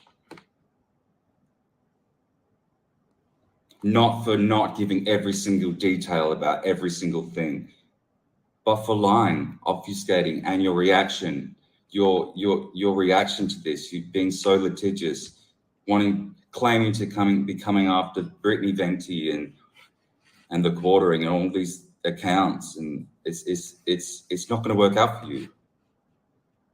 You know, lawyers have been through this. It's not going to work out for you. You can make it. I see you're pulling things down off the internet. That's fine, but that's after the fact. It's too late. It's under all of your posts. This is going to come to you in the real world somehow. And I'm concerned about how that's going to happen, because it's going to be very, very awkward for you. It's going to be very, very awkward for whoever you're associating with. This is terrifying. This is legitimately terrifying. And problems for their movement. So this needs to stop. This needs to be really called out, and you need to come clean. I've just been sent an image. Some of this does kind of sound like a threat, doesn't it? Yeah. Someone has just hit #1 on the Grifties Awards. So what? I was #1 on the Grifties Awards last year. Beat Greta Thunberg. So what? For the #1 spot, Eliza. You're above. I was #1 for about AOC 30 and Adam seconds because we Schiff. orchestrated that shit, but You're above Prince Harry and Prince. So whatever what? the other one is. Look, this is hard for me to see because I was so invested and I did believe you. And I'm sorry, but I don't anymore. And that's No, not my there was fault. there was a fade cut. There It's was a fade yours. cut. You need to fix it. You don't owe it to me necessarily. Maybe She you doesn't don't know think you of me shit, as a dude. friend. But we You're sure not her shared enough friend. information for me to feel really hurt about this and conflicted. So please do the right thing, Eliza. There's still time. There's still room for this. You can still do good. I don't hate you. I don't think you're a bad person. But I do think you are not being honest. I know you're not being honest. And so the grift is up. Come clean. Make it good. Make it whole again. And then we can get back to the bigger picture. Because I didn't even see in the end of all of this Twitter file stuff any receipts for the removal of this CSAM. There were no receipts showing, there was no reports. I heard about it from a guy who couldn't speak English very well. Forgive me, Andrea, you seem like a good guy, but no one can understand you. There was no reports released. We didn't see any evidence that this platform was actually removed, any of that content. And subsequent investigations showed that it was all made up. Not that it never existed, but it's still there, and that nothing's been done about it. Now, is that fake news by NBC? Maybe. So I'm just learning now through the phone that, you know, all of my friends are now being suspended. They're not your friends, bro. I have a friend, Seattleite Jack, at Seattleite J on Twitter, who did some coverage on this. I wasn't involved in any of that. I haven't been involved in anything until now. I have another friend who did another somewhat less flattering expose. But, you know, he did nothing that was illegal. He was just saying what was out there. Jerry at Free Jerry 88, I believe he's also been suspended in some way. These are guys that have like 1,000 and less following, you know. They've got tiny little followings, you know, and now this is getting out of control. You're coming after tiny nobody people. It makes me You nervous that he's can't getting so angry about expect this because us that's the person that's to going to do cover something for stupid. your lies anymore. This is getting really personal. It was already personal. You pissed me off by breaking my trust, and now you're pissing me off by banning all of my friends. And yes, they're my friends. I watch them. I haven't met them in person. I consider them a friend like I considered you a friend. And it's just Exactly, it's all because coming you've never clear met now. her. How stupid I was. This hurts. You need to make this right. You need to fix this. And Elon Musk, you need to get your paws off this because it's dirty and it's not sorted out on Eliza's end. She needs to be honest. And you need to stop covering for her. Ella, you need to stop covering for her. Twitter, you need to stop fraudulently misusing your terms of service against accounts that have 30 people following them. This is unacceptable. Everyone is dropping their Blue subscriptions. You're going to lose all your customers. You're destroying everything and every principle that follows it.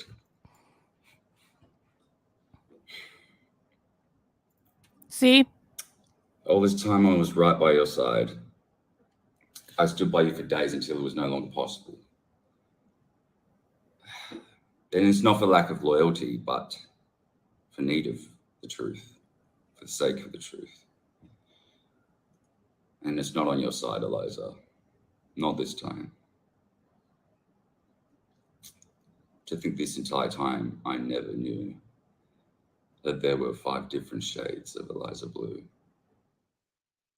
That is the creepiest thing I have ever seen Yes.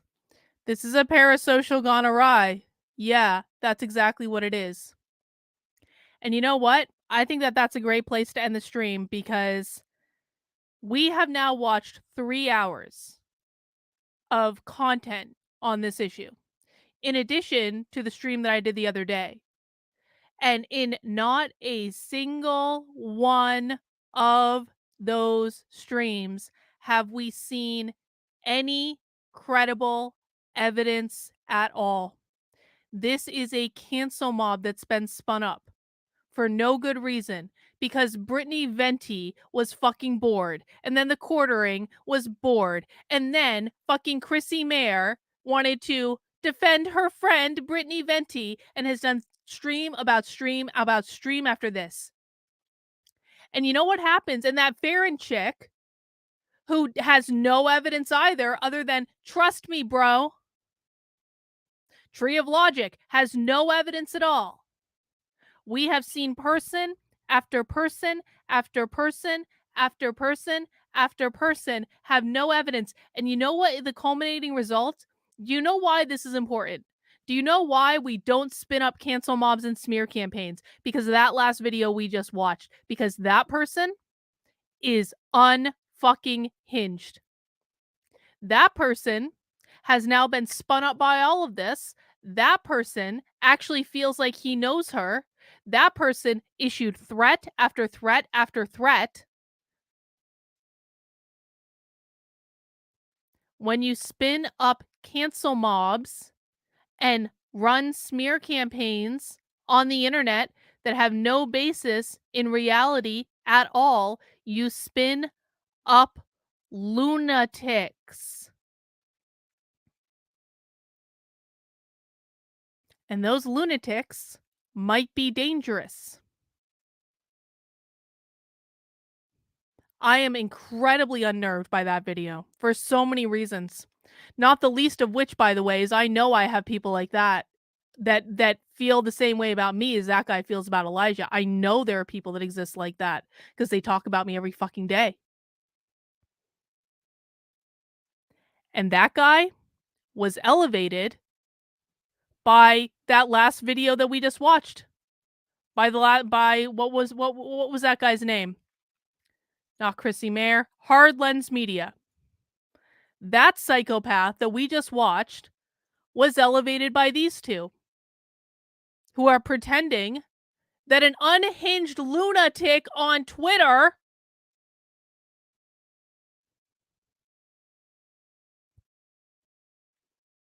is worthy of being elevated as part of a smear campaign. And I looked up that guy's Twitter as we were watching that, and do you know what all the notifications are? It was this woman, Farron, and her little cancel mob, because what was happening and why that guy's getting notifications on Twitter is he's replying to all this stuff that Farron is fucking posting on Twitter, and then people are replying to him, and that's why his notifications are going off. It's not because people are reaching out to him directly. It's not because he personally is doing much of anything. It's because he's involving himself in the cancel mob that fucking Farron is spinning up. And she's replying to him, which means other people are replying to him. And it's just like, this is so fucking irresponsible.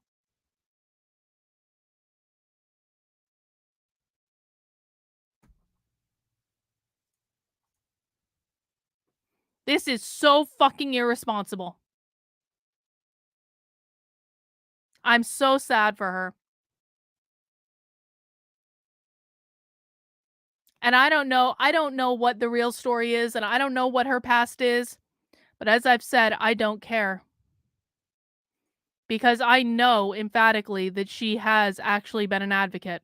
And I know that because of private conversations that are not on Twitter, that are not for public fucking consumption. It's all sick. You're right, Brucey. It's sick. And what's going on right now? Chrissie Mayr doing yet another live stream. The Quartering doing another live stream. Sydney Watson doing a fucking live stream with The Quartering. And they're going to keep going and going and going and going and going.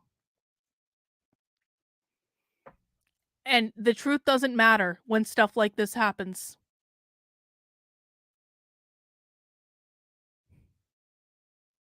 Because no matter if Shane Cashman comes out with a full story documenting Elijah's story or not, these people have already thrown a fucking grenade into things.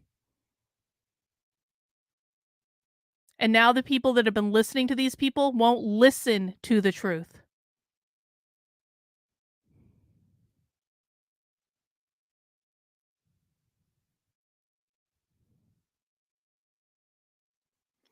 Stuff like this is the most blackpilling stuff that I've seen.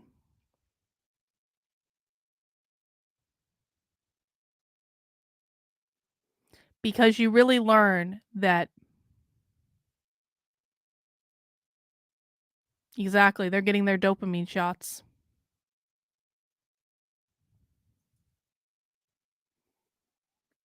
You really learn that there is no side that's against cancel culture.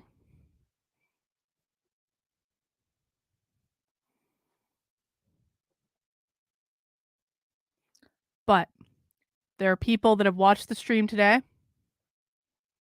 And I have to hope that people that are watching and have watched and will watch are more interested in the truth than the smear campaign. And I really hope that you guys will be able to identify this stuff when it's happening in real time moving forward. This is why you always need to ask for receipts. Demand receipts. And if people are unwilling to provide them, then they're not telling the truth.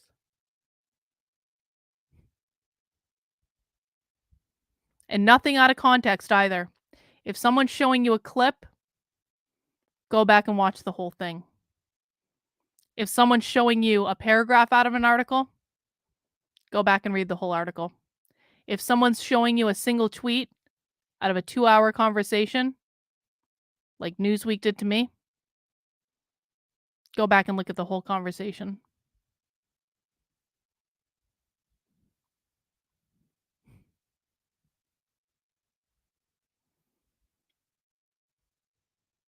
I'm really sad right now. I'm really sad. And I'm worried for Eliza because she's having mobs and mobs and mobs of lunatics spun up against her for no good reason. And I don't think she's a perfect person because none of us are perfect. But please, people have got to start to be better than this. That's really all I have. I'm gonna go meditate on what we've just seen. Because that was truly disturbing. And that's a lot of people on the internet. All right, guys. We'll do happy hour tomorrow at 5 p.m. I hope you all have a great rest of your night. And take care, and we'll see you soon.